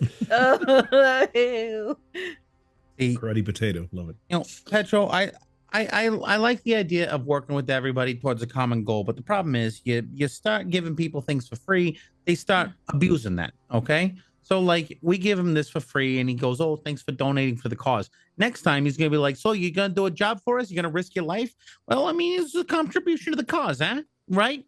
So like, why would you risk your life and limb for someone who's basically just using you? Petra just pats him on the shoulder. Okay, buddy. Oh. All right, I guess let's start heading towards Buckle Down Roll. All right. Is there anything else you guys want to do here, or do you want to go to the city map? On the way past the blacksmith, Corey's gonna like flick his head at Sebastian, Tobias. Nice anvil you got there. I got one back at home too. Oh, huh? Yeah, I'm just okay. From one anvil owner to another. It's nice to see these anvils getting use. Would you like to hear the story of how he obtained the handbook? You don't have. It's a pretty good story. You don't have to hear about that. We don't need to bore him with these details. In fact, it was Tobias. completely accidental. Quite hit him in the face. Hey, Really? Aldo, what do you got? What's your completely walking on? What's your big ticket items of the week? Well, hello, Corey. Well, that depends on what you are looking for. Magical, really cool, useful items. I know you're the guy for it, huh? I mean, the second guy for it, huh? Or any new food. Oh, food is always in demand, and as such, I always do carry it. How much would one want to take with them? Oh, lots of it. And how much would be lots? I'd imagine that, well, you and me, Petro, would probably have the same idea, but a lot would be different to Corey and Briar, I imagine. That's a fair point. He's buying his own food. Yeah, actually, we haven't really talked a whole lot about exactly how many rations we're buying, but I would like to buy rations for like the next few days. Okay. So I imagine, but like I'll leave it up to you as well. I'd imagine the way that you've been eating and basically your food habits, I'd almost think that you eat 2 rations a day rather than 1. If that's not accurate, feel free to correct me on that, but that's what it feels like. Probably true, yeah. Sure. How many days do you want to take with you? Well, I don't know. 4? Okay. So for 4 days or 4 rations? Oh, 8. Okay, 8, 8 rations, yeah. All right. Well, I do have a fine selection of food. Actually, something came in yesterday. It's really good. I got a bit of fresh salmon. Oh. Yes. I was planning on eating it for lunch, but I imagine if you really are starving for it, I could reasonably let go of it for the right price. Oh, I haven't had salmon in probably years. Oh, neither have I, so you're gonna have to come up with a good offer. Oh, do you want to split it? We can cook it and eat it together, and we can talk about all the times that we had fish and what they all tasted like and the different types. And probably also maybe which river this fish came out of. We can have a great conversation and a lovely lunch together. That's my offer. I was figuring something more along the lines of a monetary offer, but I do appreciate you trying. Oh, okay. My offer is friendship. In that case, I'd prefer the side with the tail because I don't like to look it in the eyes. All right. Well, I can throw that in with all the other rations then, if it's only half. How many rations would you like? Oh, well, we probably won't be back here for a few days, and I eat a lot of food, so probably 8. What about you, Brian, Corey? You got any haddock? Type of fish. I believe I had it. Yeah, I'll just take you standard.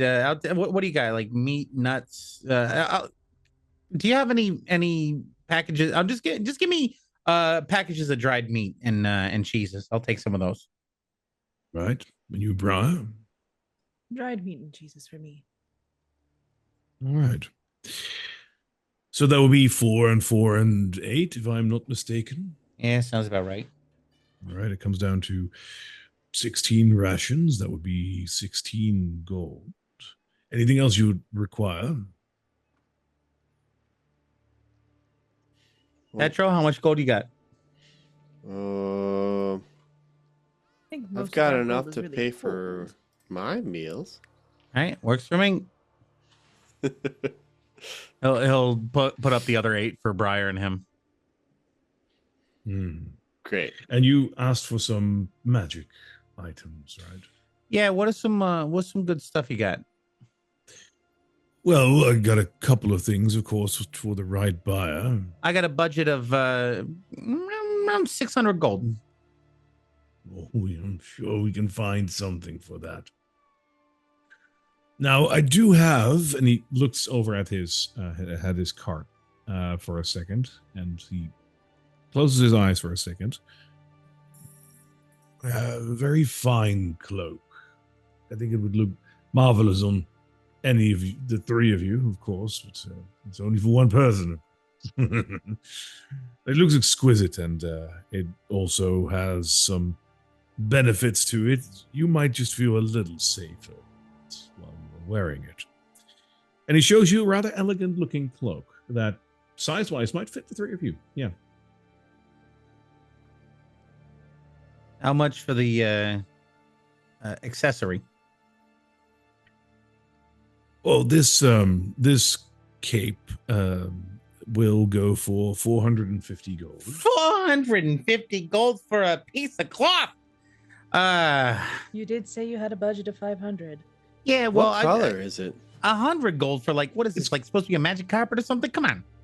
So it's greenish, and it has a trim that is like green and gold-ish with like a bit like filigree. It's kind of pretty. Wait, I could make a cloak in my spare time. I don't what's next? What is Schreier's just partially greening because she got hers for free.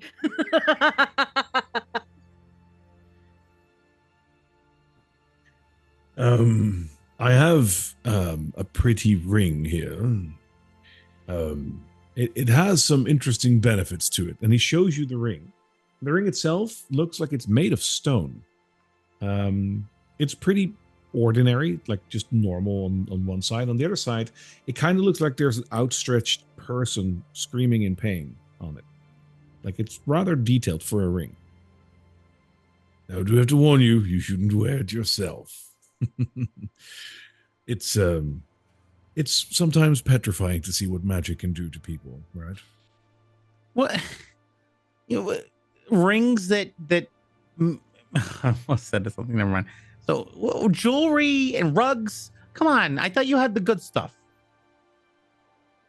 Well, I believe I have the good stuff. It just is the eye of, like, beauty's in the eye of the beholder. Magical knowledge is in the eye of the wizard. I don't know where that leaves you, Corey, but my wares are pretty fine. Pretty sure none of the academy would cut dead with these things. In fact, if they were with these things, they'd be dead because they're not kind of quality. Well, if they don't interest you, I do have one more item. I'm sure there's not something you'd be interested in, but I do have to offer since you're asking. I have a couple of gloves here.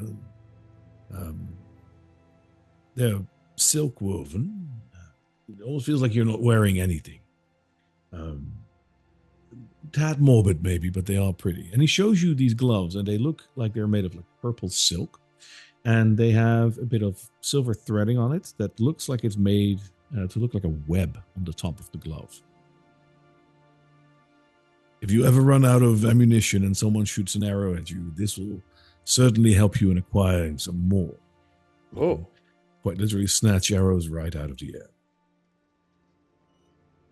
That's pretty cool.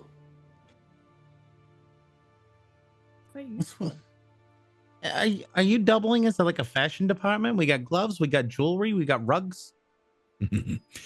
I just sell what's in demand, my friend. You sell what people didn't want, I suppose. Well, how much are the gloves to catch stuff? How much are the catcher's mitts?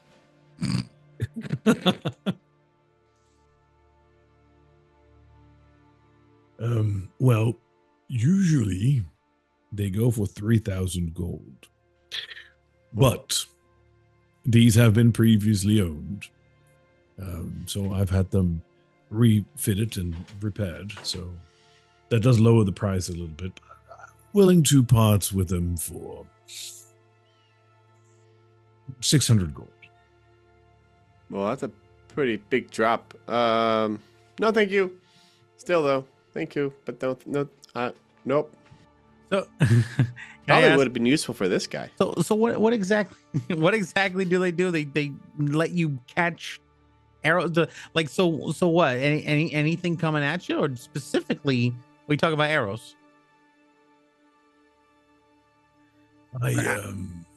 He closes his eyes to try and remember as the DM quickly looks that up in the manual. Corey's because very I believe it's technical. It's all missiles. So basically all projectiles. Okay.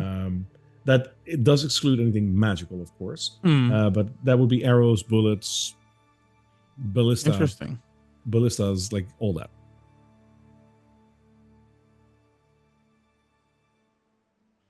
So what it does is, like from a mechanical standpoint, just quickly above table. I wanted to ask without asking.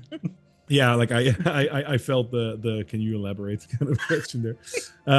So basically what it does is with your gloves, you can use them. I believe it is a bonus action, but that is something I'll have to look up. But I believe as a bonus action, you can, it's a reaction even. You can use these gloves to reduce the incoming damage by 1d10 plus your dex mod. If that negates the damage that was potentially coming in from an arrow or whatever, you basically catch it and it's yours.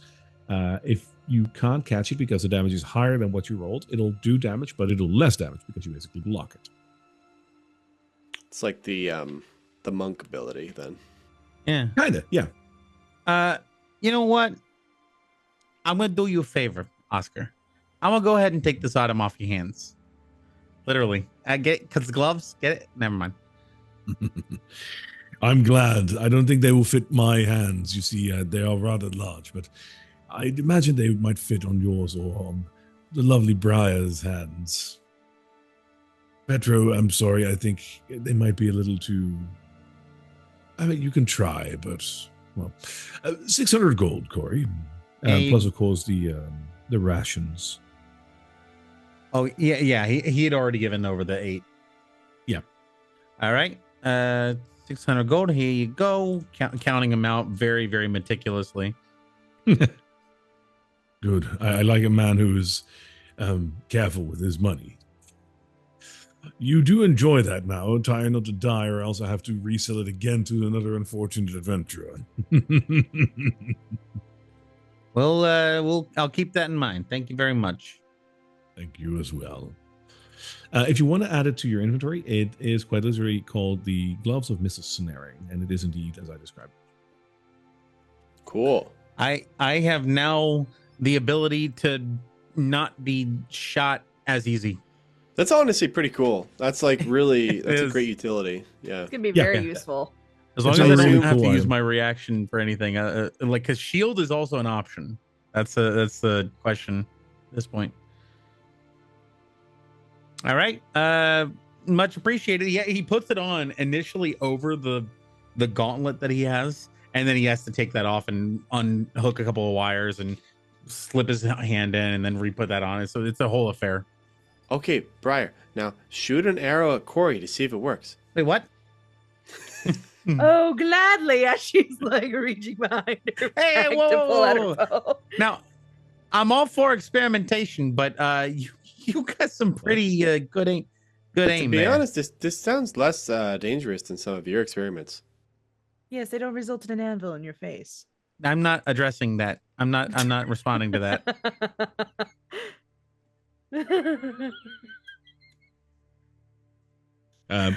He's still within range of your bow, so. All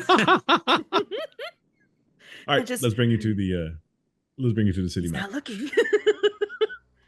I pick up a rock and I throw it at him, like a little tiny pebble, a little tiny pebble. That counts as a missile, and I believe that is an improvised weapon. Improvised weapons don't like that is going to be like.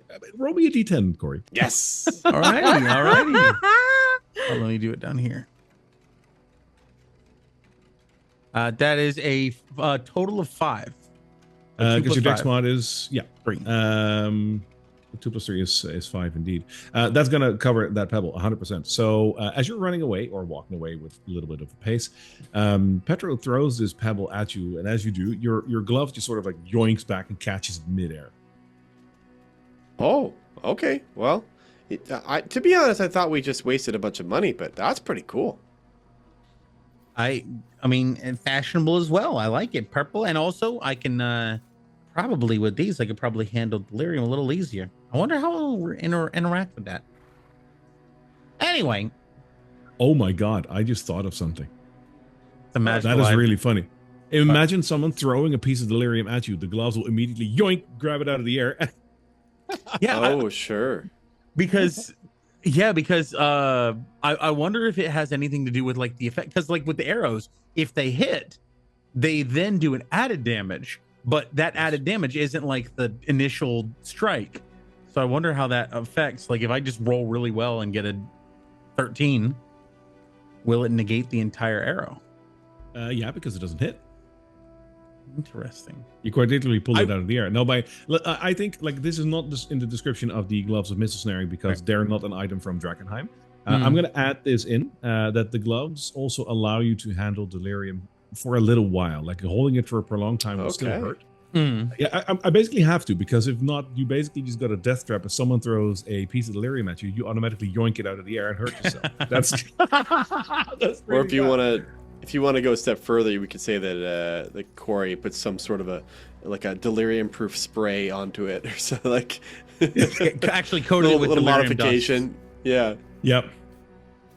Interesting. Yeah. By a stunning coincidence, you found out that yak milk actually repels delirium for a little while. All right. Also, I know that we just went to the city map, but I would like to say that I'm low on spell slots. It may be a good idea to long rest before we leave Emberwood Village. I don't think we ever actually long rested. Like we never actually took a sleep.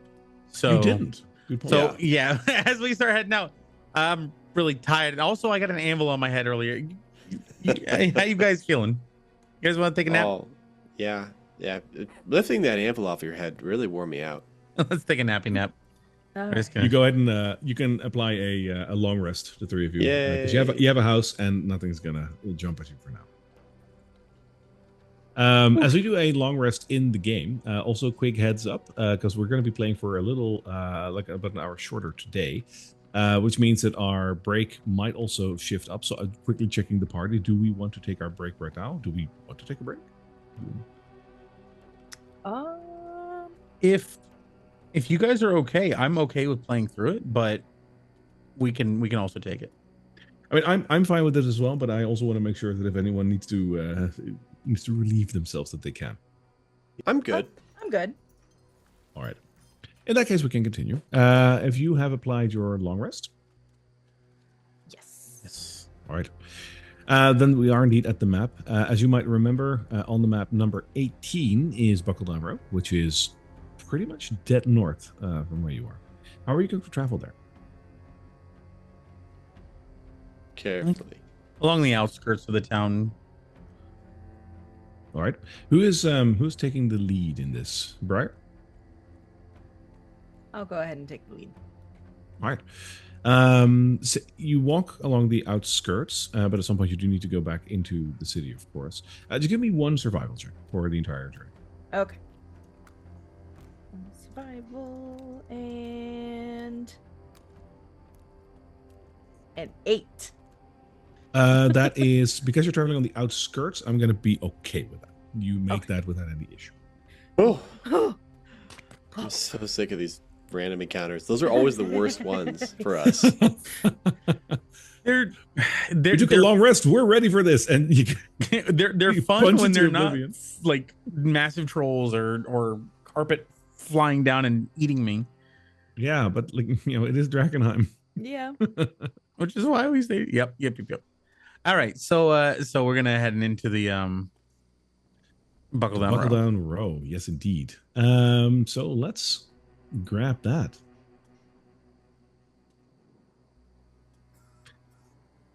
As you enter Buckle Down Row again, a quick reminder of what the place looks like. There's various like bars and cafes over here that back in the day used to be part of a very lively neighborhood. Like if you wanted to have a night out on the town, there were basically two places you could go. You could go to the theater district for the more up class, watching a theater play. If you just wanted to get shit-faced with a couple of friends, you'd go to Buckle Down Row. This is the place where you wanted to go for that. The bars and cafes over here have stood the test of time after the meteor quite well, all things considered.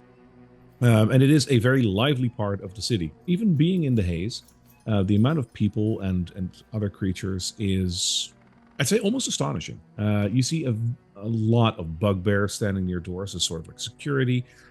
You see all manner of people walking around. They all have this sort of like thuggish kind of look to them. Some look definitely different than others, but all of them have that sort of like weird vibe to them of, you shouldn't look at them for too long. One final thing, the buildings over here are almost all of them are 1 story high. And you do notice that on all of the buildings, there are archers stationed with crossbows, keeping a check on the neighborhood for anything dangerous outside or happening inside.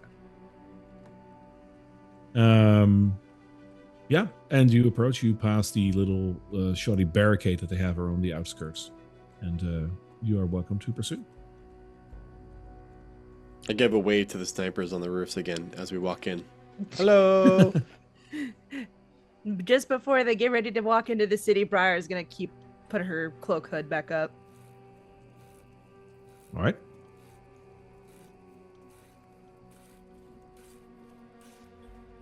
And Corey's just like, again, going through his stuff, just making sure he's got an inventory and marveling at the new gloves. Okay, so where were we gonna go again? We need to find a bar called Sneaky McGee's. Oh, hey, you, the bugbear right there. Have you seen Sneaky McGee's?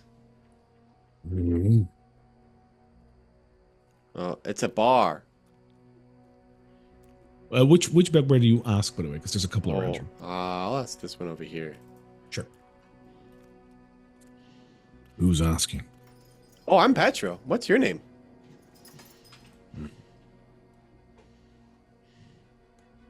He ignores your question. You want to go to Sneaky McGee's? Yeah, that's where all the stinky people hang out. Mm. And I'm one of them. He elbows like the wall behind him. It's over here. Oh, okay, great, thanks. Okay, guys, it's over here. They have a sign or any indication on the door? Nothing whatsoever. I hand a silver to the bugbear right here. Thank you for all your help. Yeah. He takes a silver. Hey! Hmm? You don't go in through the back door. You go in through the front. Oh, well, it's just bad signage, really. Where's the front door? The other side. At the Okay. front. Yes. I'm sorry. just give him a tip. A little rude to me. Okay. As you walk around the building, you will see another bugbear stationed near a door. There is a small couple of steps leading up, and you indeed see a sign hanging over here. It says Sneaky McGee's.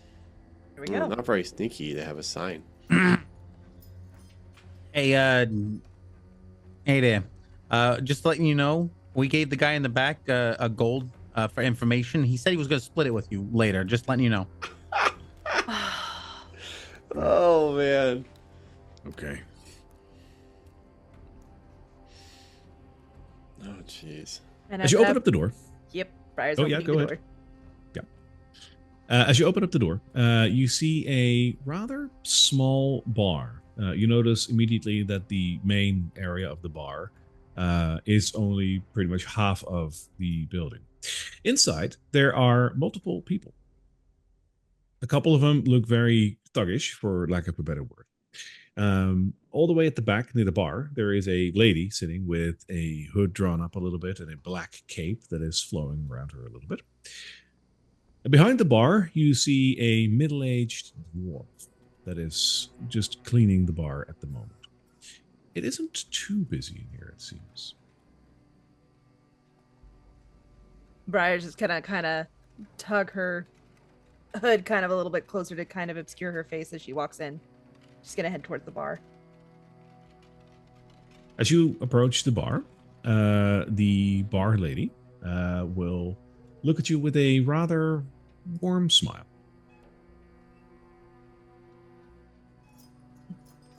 An ale, please. And I have a question as well. Mm-hmm. One ale. What about your friends? Oh, milk if you have it. I don't think we do. Oh, just water then. Thank you. Okay. And you, back there? I'll take an ale. He's sitting in the stool. 2 ales and a water, sure. She pours the drinks and she puts them on the bar. Oh, thank you very much. Also, I'm Petra. What's your name? My name is Rita. Oh, it's very nice to meet you, Rita.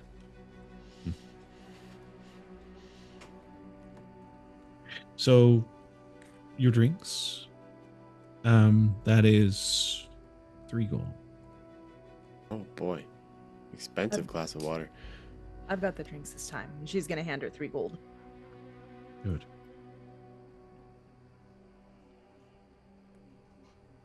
Do you pick up the drinks?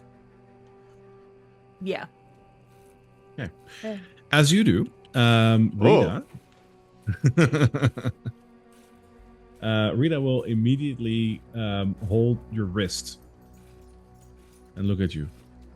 Aren't you forgetting something? Hmm? Aren't you forgetting something? Oh, did you pay her already or no? I was unclear on that. What would I be forgetting, Miss Rita? She looks over at the rest of the people in the bar, and you notice that all of them are sort of turning their attention towards you. Oh, Are you lost, perhaps, sweetie? You've never been here No. before, have you? I have not, but I am looking for somebody. I said 3 gold for the drinks. Yes, and I. You gave me 3 gold. Yes. I believe we have a misunderstanding here. uh-oh. And what is that? You paid for the drinks, but you forgot my tip. Oh, that's because I was gonna get the tip. That's the way we always do it. Briar gets the drinks, then I get the tip, and I pull 2 gold out from my bag and I put it on the bar. And there's your tip. Okay, thank you so much. Good. Enjoy your drinks. Oh yeah, and thank you for being such a cheery smile in this dark place. Gives you a bit of an awkward smile and then returns back to cleaning the bar. It seems that the people around you have also returned to their own business. I kind of whisper to Briar, and I'm like, "This place is weird." Oh man, I'm It so is glad very Corey duty wasn't to up be there. here.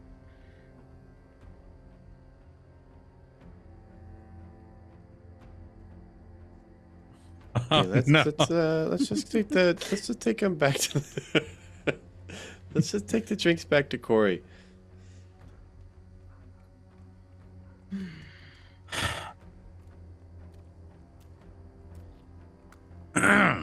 So, did you ask about your contact, your friend? Don't know if I want to ask Miss Rita after how she quite rudely grabbed my wrist. She says under her breath. Yeah, she was a little meanie. But there is somebody over in the back corner that I did notice. I'm not too Oh, no. sure, but I have a bit of a feeling.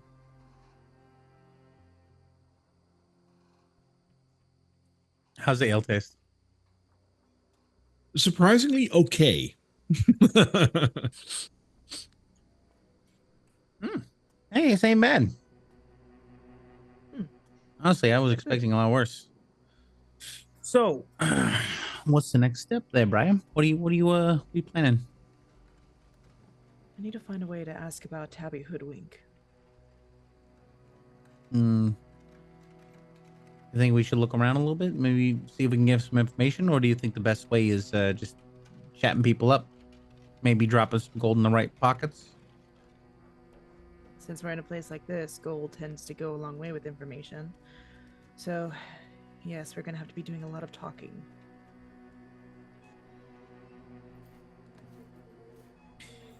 Oh, I'll leave you to it. He leans back and sips his ale. Oh, Lovely. Well, I mean, I'll be there to back you up. I'm pretty sure this is your business. oh, how can I be helpful, Briar? Just stick close, just in case, okay? Okay. And with that, Briar's gonna down her ale, and she's gonna make her way over towards the woman by the corner bar here. As you approach, she is sitting like straight, like with her elbows on the bar, just drinking a glass of ale as well. As you approach, she doesn't give you any like reaction. Excuse me. As you say that, nothing happens. She just literally just continues drinking her drink. Do you happen to know of a tabby hoodwink? She looks over her shoulder at you and then looks at the other people in the bar. Guys, there's another one. Kill it. And she turns back to her drink. Immediately as she says that, the other thugs in the room stand up and brandish their daggers. And Oh no. Ah! Ah! And with that, she's gonna look at the woman and ask, "What do you mean by another one?"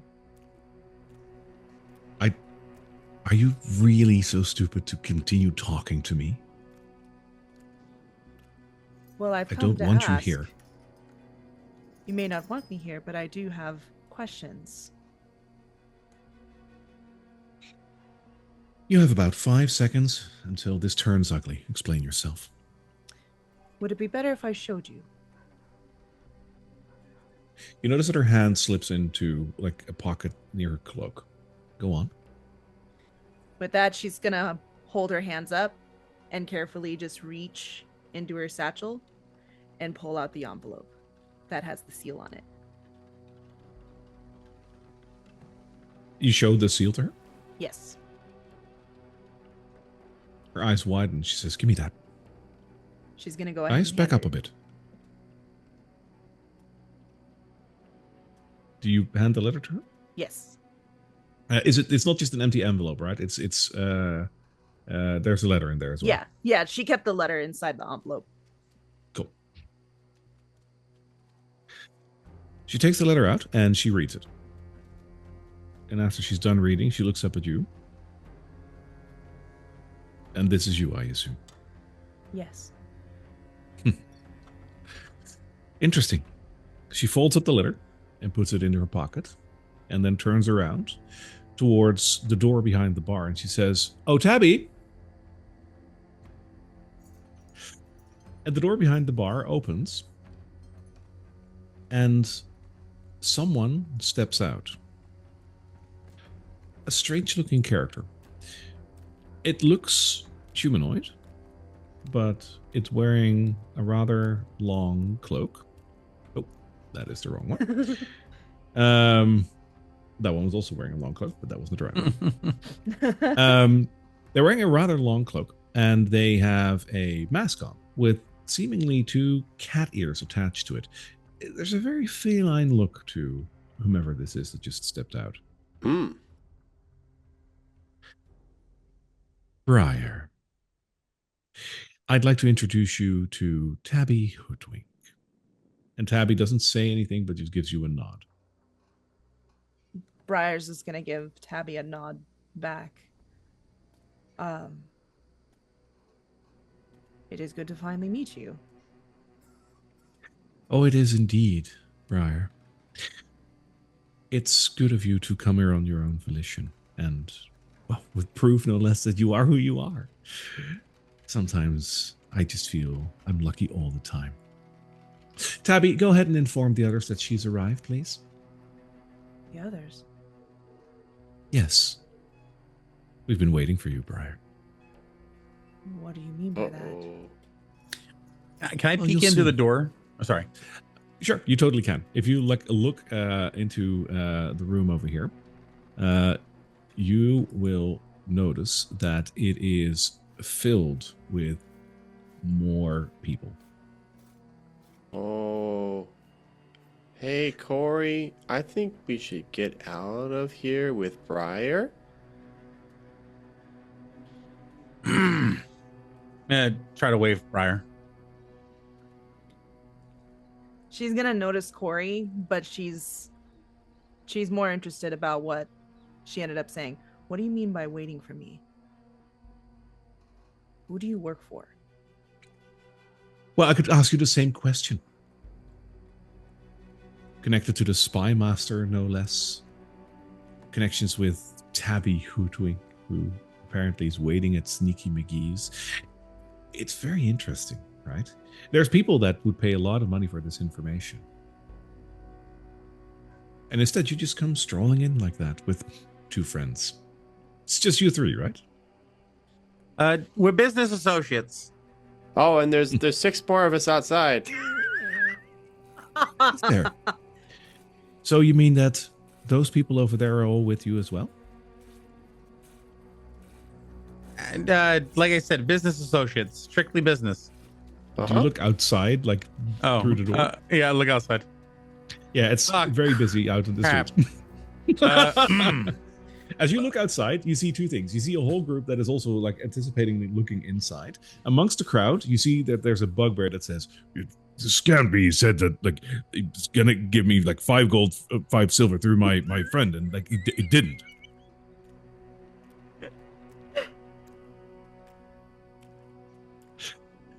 I believe you, friend. You did this yourself, Corey. You reap what you sow, Corey. Yes, they are my friends. In fact, anything that happens to me should happen to them. Well, for right now, no one's attacking anybody. But I want answers. And that bugbear out there is my informant. And you see, Briar, that is where you're wrong. Everyone, come on in, please. And before all of you can reasonably react, the entire tavern just comes alive with a sudden and menacing shift as people come in brandishing weapons and positioning themselves all around you.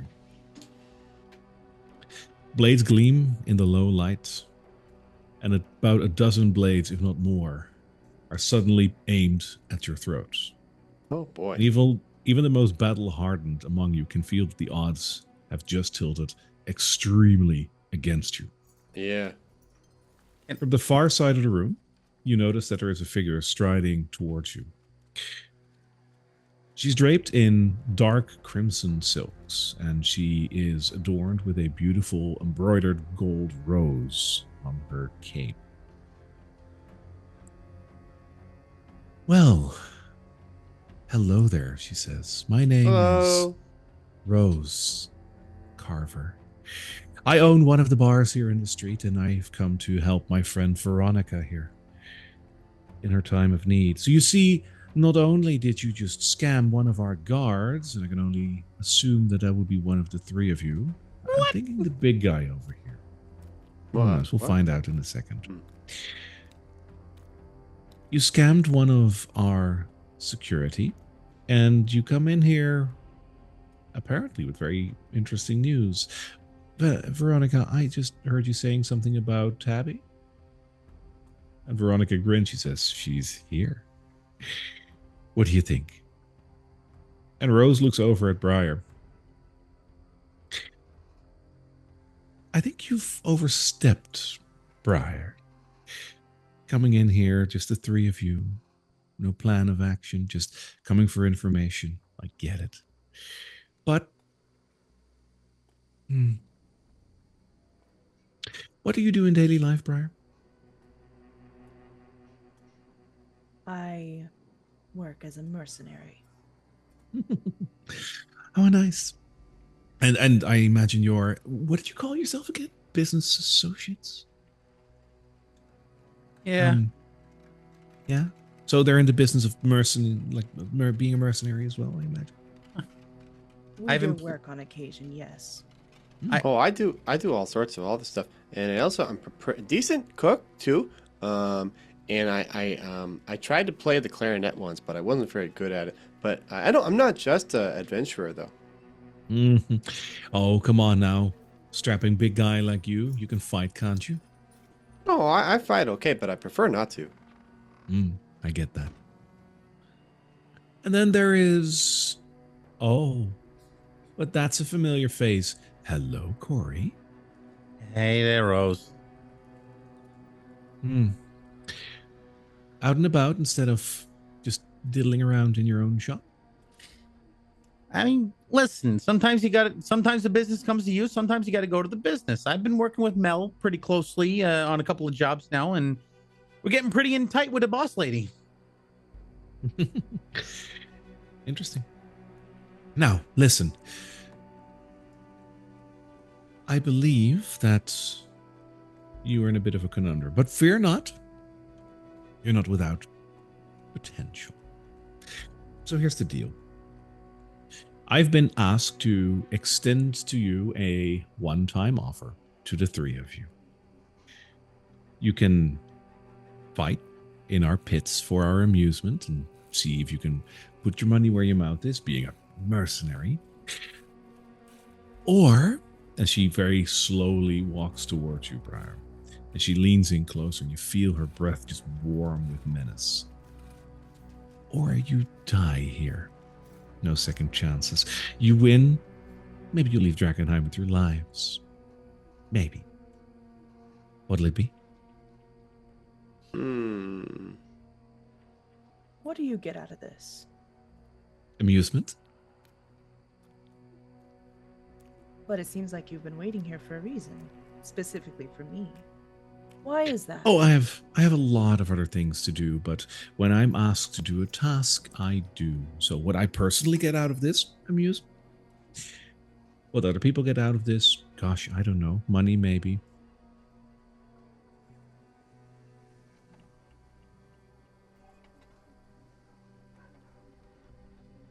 She's gonna kind of look over at Corey and Petro.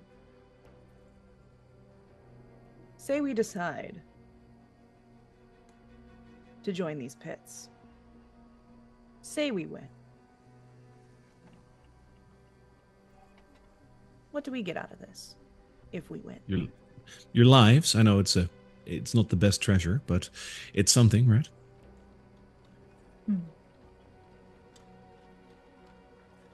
But what of this Tabby hoodwink? I'm assuming they never really existed, did they? Oh, Tabby sure enough is real, but Tabby also knows that sometimes you need to make a difficult decision. And Tabby made the right one at that point and joined us. She told us a lot. She showed us a really interesting letter, a really interesting document. Now, I wasn't privy to the contents, but I did hear that it was really interesting. Interesting enough to hear that whenever someone would come around asking for one Tabby hoodwink, we would have to ascertain if this would be the right person indeed, and then give him an offer. And we didn't need to poke around too much because you give the answer on a silver platter.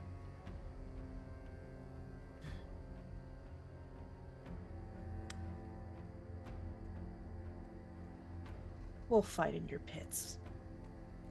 Good. Good. You'll love it. There's very fair rules. And, well, you might just stand a chance. Maybe not against my champion, but I imagine that Veronica's will be down quite quickly. And Veronica just hisses back at her and she says, No. We lost last time. This time is ours. They're going to be the first one to be down, and then it's your hero. Well, we'll see about that. So I imagine you'll just come quietly, or do we have to sedate you three? Can I ask something? Sure. That's relevant to that. Can I ask a couple things, actually? So when you say they have like knives to our throats, are we like in a hold right now? Like, what exactly is this situation? I'd imagine that it has the same effect, but you're definitely free to move right now. Got it. And then my second question is this room right here. Yes. Is that like a kitchen? Does that look like a place where they do the cooking and stuff, or do I have any inkling of what that room might be? I'll show you because it would make all the sense, and yeah, it is very much just like a provisionary room. There is also a hatch in there, but that is something you wouldn't be privy of as a character. Okay.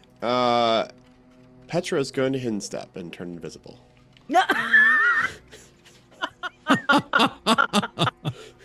Okay. Yeah. Yep. And then he's going to go into this room. Yep. And these stoves, he is going to knock one over and then pick the other one up and throw it out into the main hall so that it starts a fire.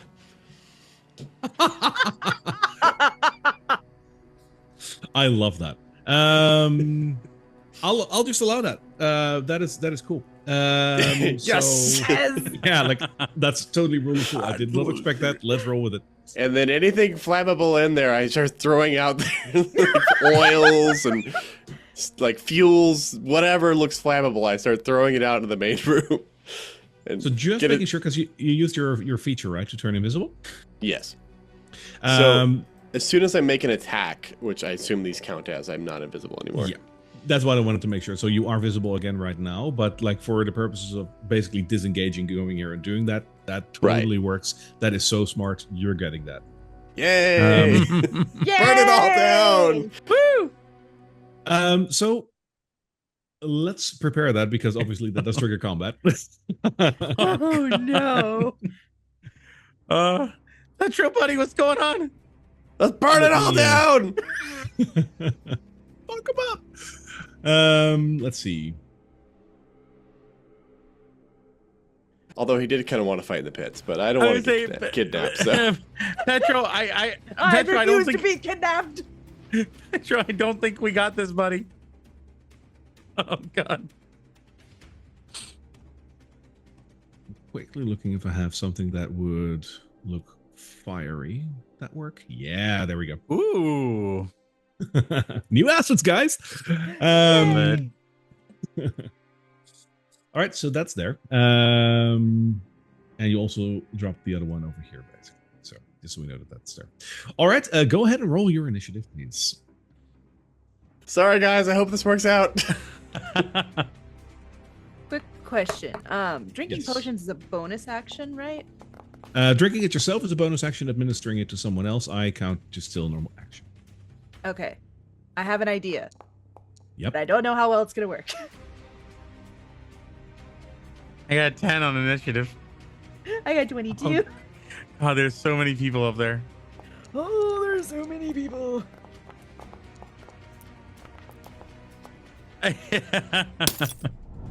Ooh.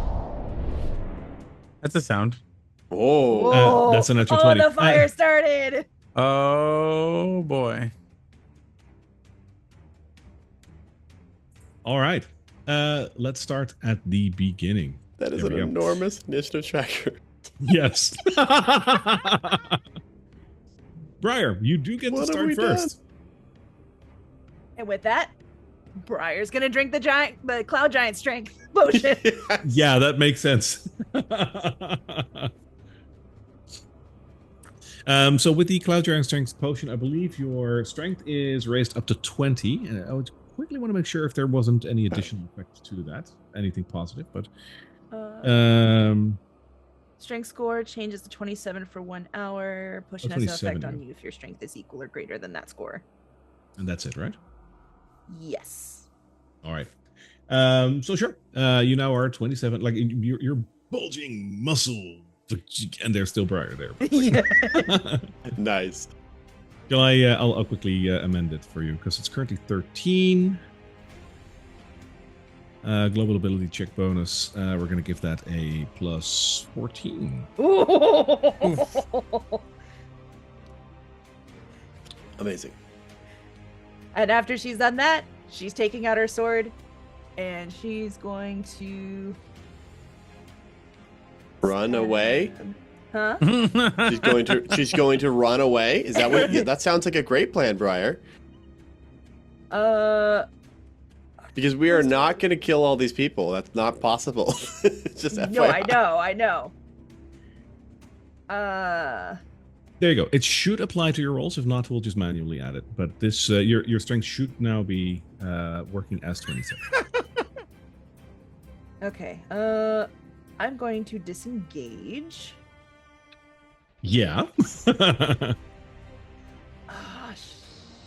I'm trying to figure out where to run. Run through the fire. Through the fire and the flames.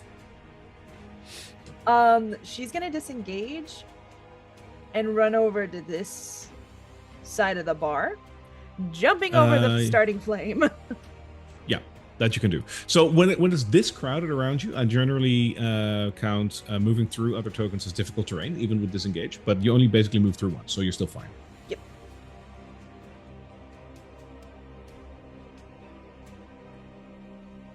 That's where I'll be for now. All right. A couple of the thugs in the other room start hissing, basically. They're human, 100%, but they let out a hiss. I think at this point you also notice that they're all wearing an amulet around their necks that look like a snake. Good. That's awesome. Good. Very good. Yeah. They're called the Catacomb Cobra, so there are some thematics here. This gentleman over here will he's going to move into here and then move out. He moves in here and he will turn to Corey and he will stab you 2 times. And he will do so with advantage because he has pack tactics. Great. Awesome. Wonderful. This is very awesome. That is a natural 20. I'm sorry. No. This is a lot better. Corey had. Can I say that Corey did have his hands up? Like he had basically, when they had knives at his throat, he was backed against the wall, giving up.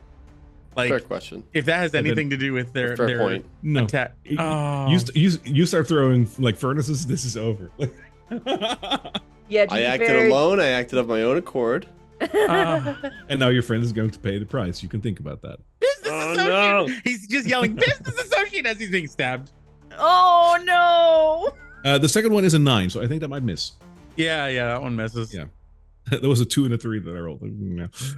But the 20 hits though. That means you take. That is 16 points of piercing damage. 16. Yes, and I would require a Constitution saving throw from you. Damage. I'm already bloodied. Great. I love it. Constitution saving throw. Yes, sir. It's going to be a 15. You feel a certain numbness coming to your body for a second, but you fight yourself through that. They have poison daggers, apparently. Damn. I might have messed up, guys. Really? And he moves back 1 step over here.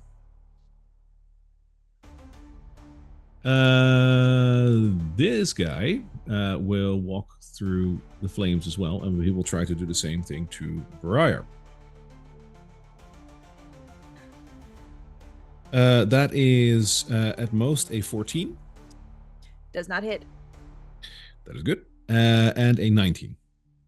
19 does hit. Right. That is 8 points of piercing damage, and it would require a Constitution saving throw. Oh. All right, you said 8 points of damage? 8, yeah. Okay. And Constitution saving throw. Roll. Oh. Oh no. Yeah, I definitely fucked up. You fail with more than 5. You paralyze. Oh, damn it.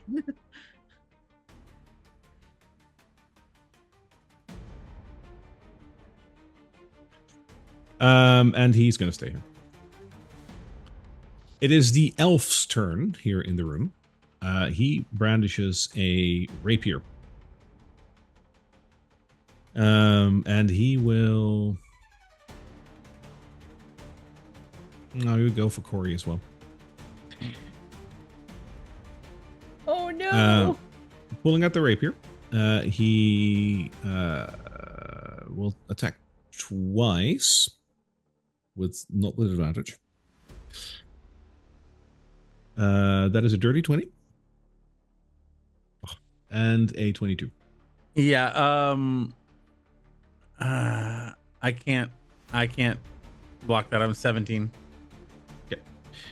So both hit. He applies sneak attack on the first attack. Oh, yay. Meaning that is... Hang on, I need 1 more dice. That's not a good thing to say, right?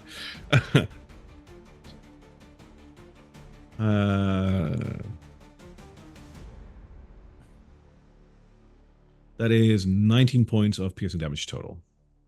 Yep, he's down. He's down on the ground, bleeding out. All right. And he will step back because he was in another token's range. Well, so question: how Yes. much damage was the first attack? Because this is important because the second one might be an automatic death saving throw. The first one wasn't much. That was 3. Okay, then yeah, we're so that just barely got him down. Good. All right, Petro. Oh boy. I'm sorry, guys. I had some ideas for some courses of action that we could take, and none of them seem possible now. Because I was really hoping this place would burn faster.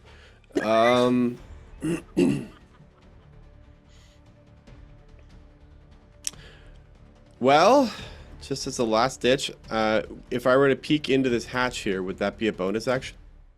I don't want to be a dick. Sorry, I don't want to be an ass. No, that's also bad. I don't want to be that guy. But it's locked. It's locked. Yeah, it is. Cool. Super cool.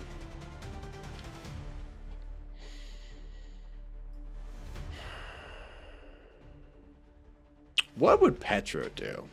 That's the real question. Because I've got all my like metagaming things that I think I want to do.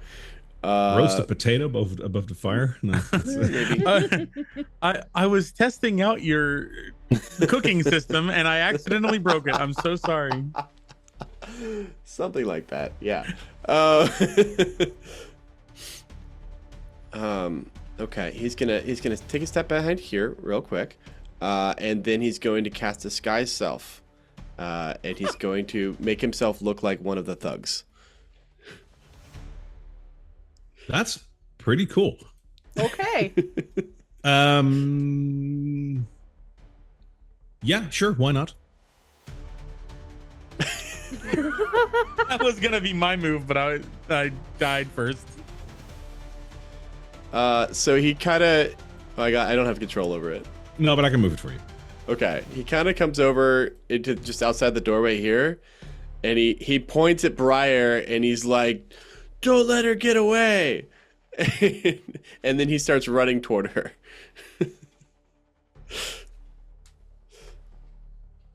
I believe. Let me quickly check. I mean, you could totally do this. But for the disguise self part, yeah, I mean, your voice will change as well. Sure. So what did you say? He says, he points at Briar and he says, "Don't let her get away," and then he starts moving toward her. Okay. And if he can touch her, and if I still have a bonus action, I'd like to cast Shield of Faith on her to give her +2 AC, if nothing else. That you can do, but for that I need to check one thing. Okay. I think you can only do one leveled spell a turn. Yeah, but his right, disguise right, self of is course, a racial, of course. right? I'm sorry. Oh Yeah, no, you're if right. you're just if your disguise self is a racial ability, then that's different. Isn't it, or is it the? Did you use the spell or not? I used it in the. Hang on, I got it. 1 second here. Disguise self. No, yeah, it's the species ability. It's the Firbolg magic. Yeah, that's fine. Okay. Yeah, that you can do. Okay. So you cast Shield of Faith. The only thing is that is vocal, somatic, and material will negate. Good So it's vocal, point. somatic. If you do that, which you totally can, I basically get an automatic save on the fact that they know you're not. Okay, I'm not gonna do it then. Okay. Yeah, I guess that's it. That's all I got, unfortunately. You didn't want to stand next to her? I'm gonna stand next to her, but I'm just gonna pretend to be one of the thugs. Yeah, fair. And I'll like grab her. Well, I won't. I'll let her run out if she can. But like, you know, I'm I'll look like I'm chasing her. Oh, then I'm gonna grab her. Yeah. Do I have any move left to where I could like actually drag her toward the door a little bit? Hang on, let me just give your token a bit of color so we know it's you. There we go. This is insane. That's awesome. Yes. Let's see. You came from here. 5, 10, 15. Yeah, you would still have like what's your movement? It's like 30, right? Yeah. Yeah, so My you- movement is 30. Correct. and you're well, you did this guy's just whatever. You can still move for 15 feet. That's fine. Really? Yeah. Let's get them outside, and this place is burning down. Drag this lady. Start heading outside with her. Where do you want to go? Because there's like a lot of people over here. Well, yeah. I mean, toward this door, ideally. You're gonna have to move through people. Yeah. I'll let you go here with her in tow. So like, okay, basically. Yeah, and all the while trying to look like I'm one of the thugs as best I can. Right. Like blend in with them. All right. And maybe like a go check that back room for that other guy. He went in there. He got away. He went in there. Go get him.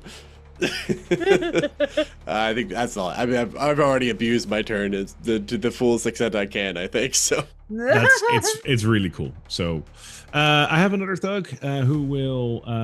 Let's see. He has 30, so that it would be 10, 20, 25. Yeah, that's as far as he can go. We have a bandit outside who will come over here and brandish his bow and arrow to see if he can hit anything and notice that there's no one there. And I see you coming toward the door, so he will step back. Then it's Rose's turn. And Rose will go over here. And looking inside the room, she will notice that there's more fire here, but nothing else. And she'll turn around and say, Rita, everyone, he's gone. He couldn't have left. She tries the hatch. That's her action. He hasn't gone through the hatch. He's one of us. Keep your wits about. And that's all she can do in her round. It's that one over there in the corner. No, it's the one that ran in the room there. So it's the guy they're that going to scammed start. the other guy out of gold. They're going to start looking for you right now. And I've been very quickly thinking about how I'm going to do this. Because basically your disguise self, that is like the lowest form of disguise. It doesn't hold up to physical inspection. But I'm going to give you a little bit more because I like this and I want to honor the. There is a fire that's burning this place down right now too, so I hope that gives me a little bit of distraction. There's a bit of obscurement by the smoke at the very least. So how I want to do this, instead of like literally just looking at you and seeing that it's not you, because that check is so low. What I'd like you to do is, let's see if what your stats are.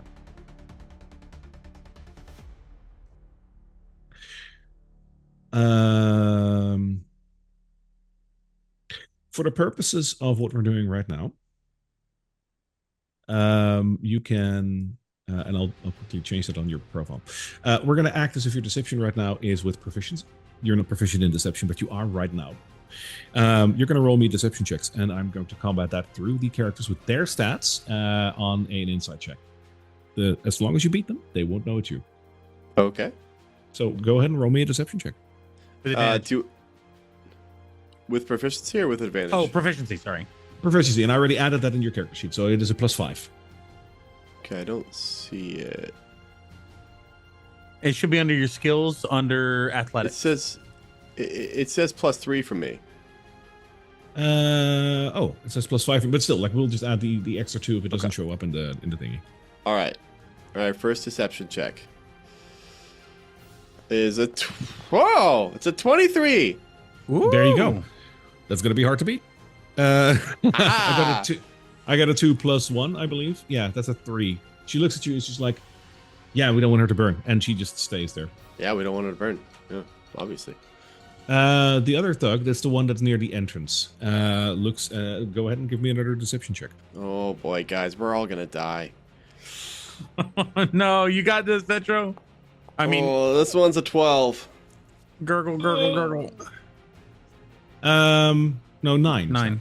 It gets 2 more. There is already a +3 over there, so that's a 7. Oh, it's a 9. +5, so oh shoot. 9. Okay. Oh boy. Oh, what's the bonus he has?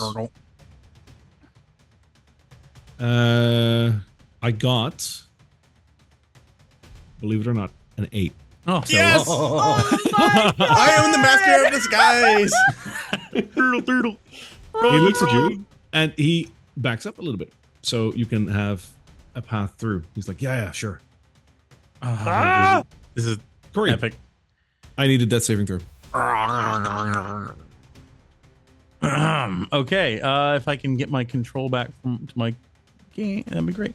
All right, death save. Roll. An 11, so that's a success. That is a 1 success. Yay! Good. Thank Death God. will not take you just yet. In 20 seconds, I might be alive. All right, it's Veronica's turn.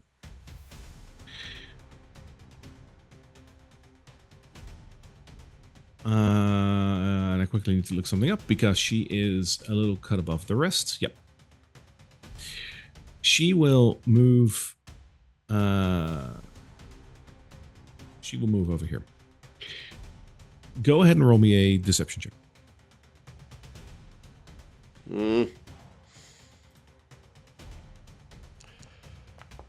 It's another 9. She has a big bonus on it. Natural 1, baby. Just for That's amazing. just for the effect with her bonus, I only needed a 2, and I would be fine. So wow, Wow. that's insane. Oh, we're still probably gonna die. There's a lot of people here. But it's Tabby's turn. Tabby will stand in the doorway over here, notice the fire, and you will notice that they have a jerk back reaction, and they will step back into the room. They will not require a check. That wouldn't be in tune with who they are. The spy that is next to you on your right on the map will require a deception check.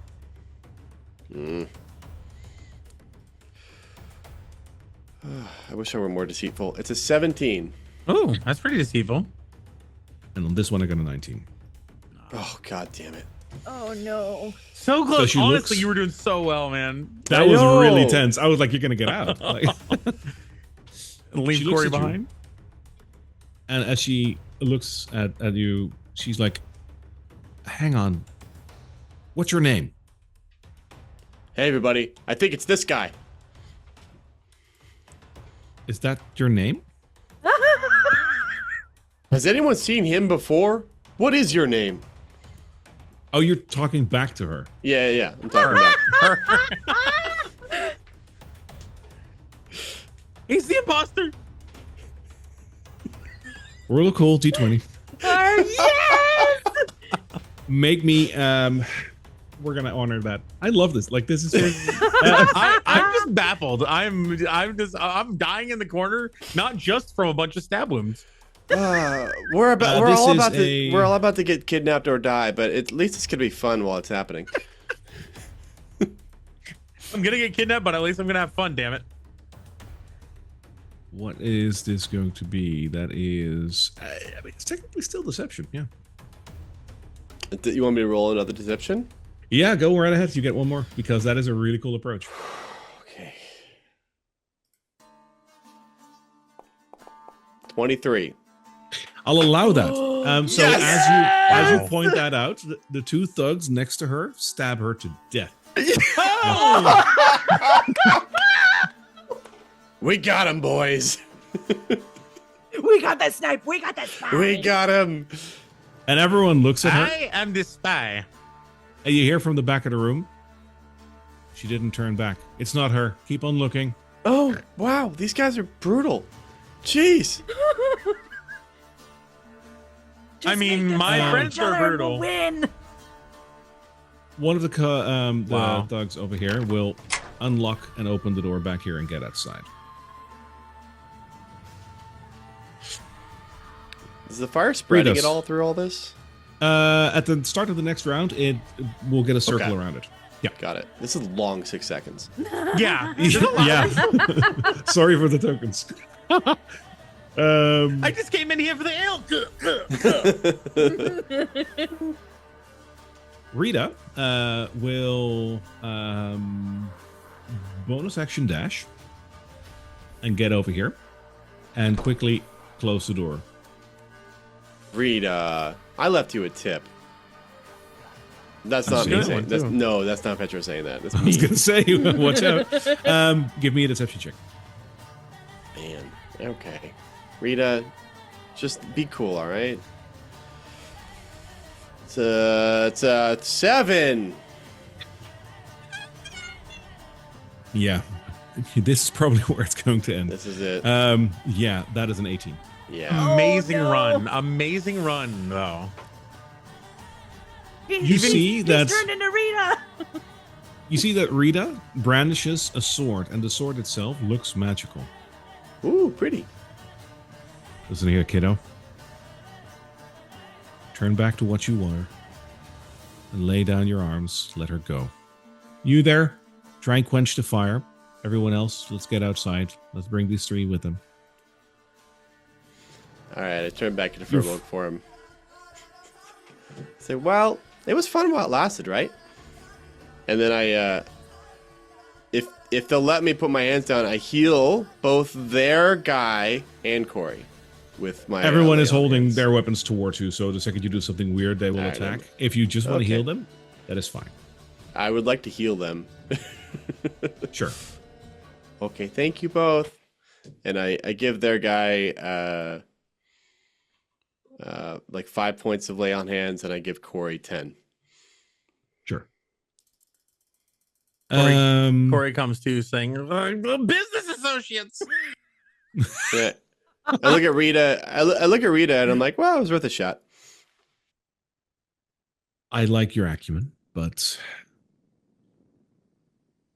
yep, I think we know what needs to be done. Veronica, how's that fire going? And you see that a couple of people back there are like throwing like ale and whatnot on the fire. Ale. It is, I mean, that's the only liquid they have, like in abundance. And soon enough, after a little while, the fire does die out. It's very smoky in here, though, but not enough to burn the whole place down. Rita opens the door and she says, "The 3 of you, come with us. Christian, you make sure that they prepare some holding cells for now." And the elf nods and looks at the 3 of you and says, Yeah, this is going to be fun. They put up a fight. I like that." And he walks off to somewhere else. Rita points her sword into your belly a little bit. Petro's a little poke. She says, "Now listen here. No more funny business. Once we get out on the street, no running away. Nothing like that. We have ways of tracking you outside, even if you go invisible like you did. All right? You do one funny move outside, and we'll find you, and we'll kill you. Probably your friends first. And then you seem like the friendly and sociable kind. We're going to make it hurt. Okay?" I get it. I just thought you were cool, Rita. Well, I do appreciate that. Come along now. She walks back. Oh, wait. And she kneels near Briar and gives her a couple of slaps at her face until your paralyzation wears off. There, we don't want to carry you now. Oh, I can carry her if you want. Well, I'll leave it up to you. You can carry me, Petro. She mutters under her breath. I got stabbed right here. I know, buddy. I'm sorry. I really thought that would work. And here. Oh, yeah, I saw that one too. As the 3 of you step outside, you see that Christian, the guy that just walked away, is already coming back. And he's holding 3 pieces of black silk. And he grins at the 3 of you. Put these on. Okay. Just before Briar gets ready to step outside, she's gonna glance over and look over at Tabby McGee. And it's not a friendly look. That's an icy glare that she's shooting at Tabby. You notice that Tabby looks down. She tries to avert your gaze. Avoid your gaze. I hope it was worth it. As she walks outside. All right. So the three of you got a blindfold put on. Are you complying and putting those on? I initially just like tie it around like a scarf on my neck. Because of course you do. They didn't specify, so. One of the thugs just gives you like a bit of a prod. He's like, no, num around your eyes. Oh, okay. That was the craziest 12 seconds of my life. That was really cool though. Like, holy dang. Yeah. Oh man. I'm sorry, guys. No, you're fine. That was great. All right. Blindfolded, you are escorted down the streets a little bit. You hear a door opening and going inside, and you then proceed to go down a normal staircase. As you go down this staircase, you once again have to go through a door and then another door. You walk a little while more, and you get the feeling that you're walking across a wooden bridge or a wooden walkway or something, and you hear some cheering and fighting in the background. But you also hear the sound of water. It's not rushing, but there is like a light trickle of water. You have to make a little jump down, like a tiny one, and then you're walking on stone again. A little further ways away, you finally enter a room. And over there, your blindfolds are removed.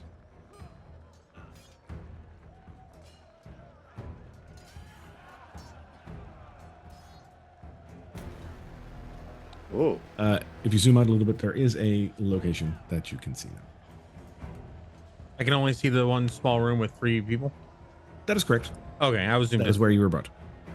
Well, Oh, this place is like a weird, freaky square. Hey, everybody, my name's New Doug. you're trying to take on the champion? Nobody takes on the champion. Let me get a couple of tokens in here. Oh, Doug's dead. I'm so glad that you guys get the reference. It's like one of my favorite movies. Yeah, it's a good Oh, is it? It's Thor Ragnarok.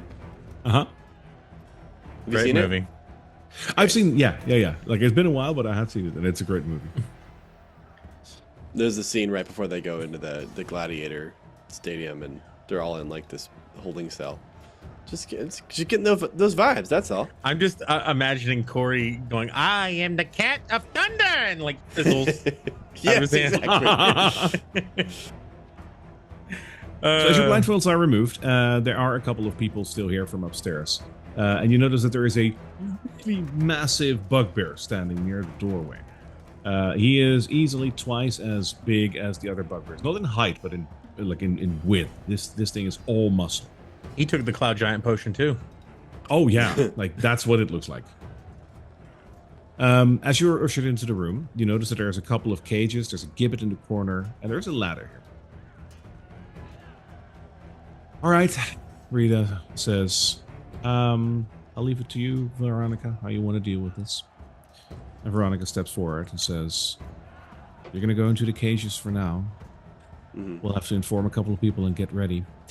The ringmaster will come and get you. When he does, he will explain the rules of the fighting pits. You will do well to adhere to the rules themselves. We are not animals. We fight with decency. Petra's just trying to be annoying at this point. You got us. I'm going to make you regret that. Just enough. They'll let me go. You got us, but I'm going to make you regret that fact. Exactly. We are not animals. We fight with decency. And you have a chance to win. A minimal one, but you will have a chance. We do seem to have a bit of a problem, though. Because there's 3 of you, and there's only 2 places right now. We can fix one. That's no problem. Ooh, I want to go. Pick me. Pick me. We'll get to you in a second. So she grabs Corey, Yeah. like by the arm, and she moves you over to the gibbet in the corner. You're going to be, like, because of your stature, you're the only one that would fit in that. Yeah. And you're going to be locked in there. Nobody puts Aw. Corey in a corner. Oh yeah, I guess you did. No. Corey, Yeah. no. Brian, Corey looks over to the other guy who's trapped and goes, "What are you in for?" well, Yeah, I'm in perfect. for a pound, so I imagine you're in for a penny. Literally, Well, yeah, a copper. He pretty- thought it was a gold.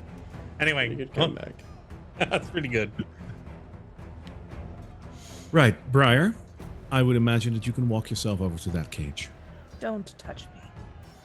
As she walks over to the cage. You get in there, and the cage is locked behind you. Good. Now, Petro, Yeah. that's your name, right? Big guy. Well, my culture, we kind of, sort of, sometimes have names, but really, when we're growing up, we refer to each other more by our actions than our actual names. So the names are really just a shorthand in order to kind of blend in with the rest of the cultures outside of the Furbolg community. All right. So your culture would rather have people addressed by their actions. Yeah. All right. So listen up, idiot. Oh. Well, actually, that's still more of a noun. So, like, if you were to, like, give a good burn to me, that would be something like, hey, guy who got captured. You know, that'd be like really insulting to me. Whereas in your hand, I would call you like lizard hair or something like that if I were to give you an accurate name. You bore me. I don't care about your culture. Listen, I have one question for you before I also make sure that you are captured over here. Between these 2 gentlemen over here, and she points to the 2 that are currently in the cage, which one do you like most? Oh, wait, who's she No. going to? Yeah, The guy with the mohawk and the big guy that you said, the inver penny, inver pound thing. Oh, I like them both, probably. I mean, I've met these Mohawk guys before, and they're okay. And then that big guy over there, like, I know what it's like to be big, and, like, the chairs aren't very comfortable, and, you know, it's just, the world's kind of hard to navigate. And so, I relate to both of them in a little bit. But if you had to pick, Oh, I see what you're doing. You're asking me who I want to fight. The smaller guy. okay. And she turns to the guy with the mohawk, and she says, "Come here. So this is Petro. Hey, buddy. Petro is a furbolg. Very big guy, and he can wear and wield very big items. Would you believe that he threw an entire stove into our bar and then threw another one, It's just to pretty cause a heavy stove. ruckus? That's big stuff, right? So he's strong. And the guy with the mohawk sort of like, yeah. Right. Now, we have a bit of a conundrum, as you can see. There aren't enough places to hold him. So we're going to have to, use one of the cages that either you or what's his face over there are in. And Petro was so enlightened to say that he likes you. And the guy is like shivering in his boots at this point, looking up at you, because like you're bigger than him. Right. So listen up, she says, as she like puts a hand through the bars, like on his shoulder a little bit. Listen up. It's important that you should know that I'm but an instrument, and this is Petro's doing. Okay? Oh, And he looks not at her true. questioningly as Yeah, not true. as she pushes a dagger right through the cage and kills him there. Oh, There. That frees up some room as she opens up the cage. In you go. Okay. Are we going to share it, or? In you go. Okay, I go into... It's pretty small. Okay. She locks the door behind you, and you are like, it is small for you because you're a big guy, and there's also a dead body on the ground. So you're pretty tightly packed in there. As soon as I get in, I give this guy some healing to try to revive him. Oh, he's very dead. Oh, he's very dead. Oh, yeah. Do not. Wow. Okay, that was quick, buddy. You got to learn to take one a little better than that. maybe you deserve to die. Petra says, standing over a corpse. I could have saved you, but you just fell over with one knife stab. Come on, buddy. So looking at him, like beyond the knife stab, like he only had 6 hit points to begin with now because he has been severely beaten. Like this guy was hurt already. Even my cat took 3 stabs before he went down. I'm assuming they took all my stuff, but so I don't have any holy water. But I just give a little prayer over him and try to like close his eyes. Okay. Yeah, they did take all your stuff and all your weapons. You're still wearing your armor and whatnot. It would be too cumbersome to take that. Oh, good. Right Have I mentioned all the weapons that I hid under my armor? Have I mentioned that to you, DM? I don't think I mentioned that ever. So anyway, I'll just list it now. All the weapons that I have on my person. I got I got lefty and righty. Remember when he bought the guns? I actually secretly bought like 5 guns and hid them in my chest plate. And Briar just got a dagger in her boot, hidden behind the satchel in her back. And since you did say that we can, for Briar. And since you did say that we can take one magic item with us at the start of the campaign, right, DM? I have winged boots that are part of my armor. Oh yeah, the winged boots. Yep. Oh, that should have never been made into an uncommon item. That's so. Whenever I play a game and the DM is like, yeah, you can have one uncommon magic item. Yeah, winged boots, done. I can fly now. Veronica steps back a bit as she looks at the 3 of you and she says, "The ringmaster will come for you shortly. Please make yourselves at home. You'll be here for a little while. If you have any questions, you can ask Ludwig." She turns around as she walks out as the rest joins her. And as she is the last to exit the room, she turns around once more and she says, "Oh, it's not that he's going to answer, but you can still ask." And she walks out. Ludwig, there's 2 furbolgs up there that have 4 gold with your name on it.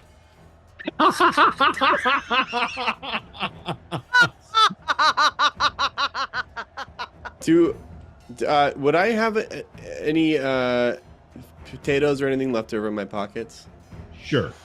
Okay, I'd like to take a little bit and toss it onto the ground and look around for any rats that are in here. Yeah, there's 1 or 2.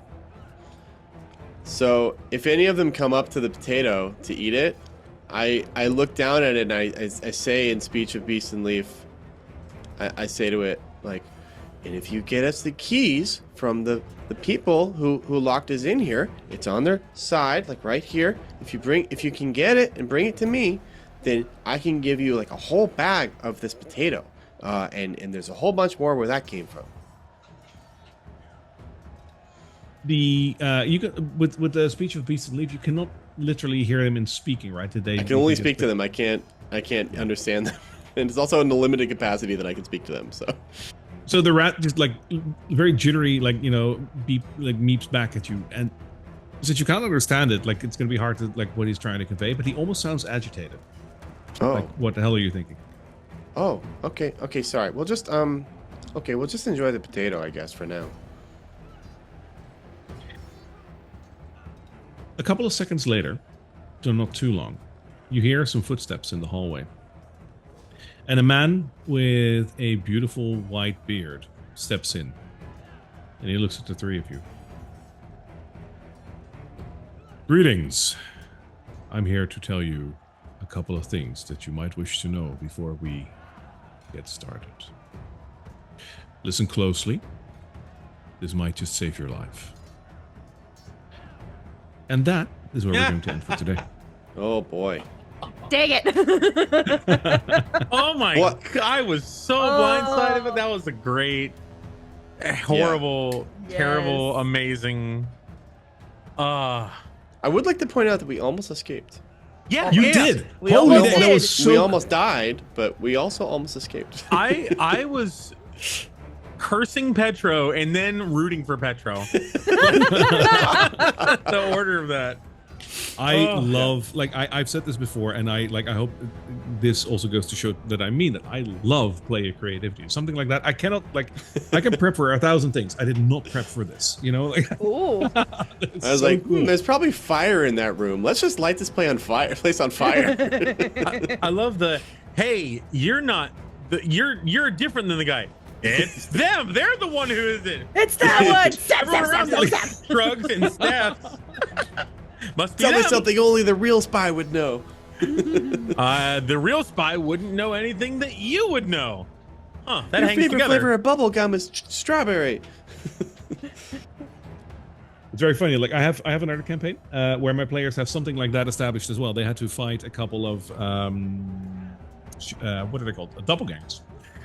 Who are famed for, like, you know, switching around. And in that campaign, I kind of play them off as, like, quite literally just being aliens. Like, they really try to pass for humans. But they just don't have basic human knowledge of a lot of things. And they basically established that something was off because they were talking about bread. And at some point, they arrived to the conclusion, like, these are not what they seem they are. They were like, what color is bread? And they answered green. So now it's that sort of like the safety question. Whenever they don't trust something, like, quick, what's the color of bread? Like, even to just a safety question. I love that. Anyways, wonderful session once again. I love the creativity that went really well, all things considered.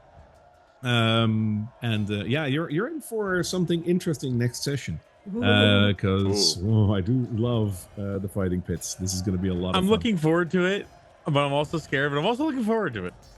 Good. That's a good combination. Briar's gonna be mad.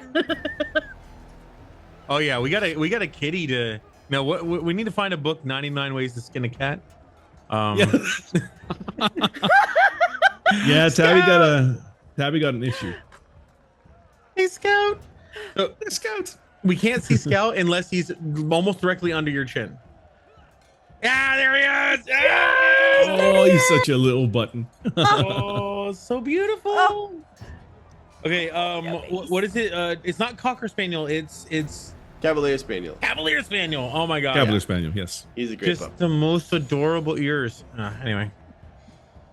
Anyways, everyone, thank you so much for watching and or listening. I hope you enjoyed it as much as we enjoyed playing for you. And we will be back next week with most probably the fighting pits, unless to do another daring escape.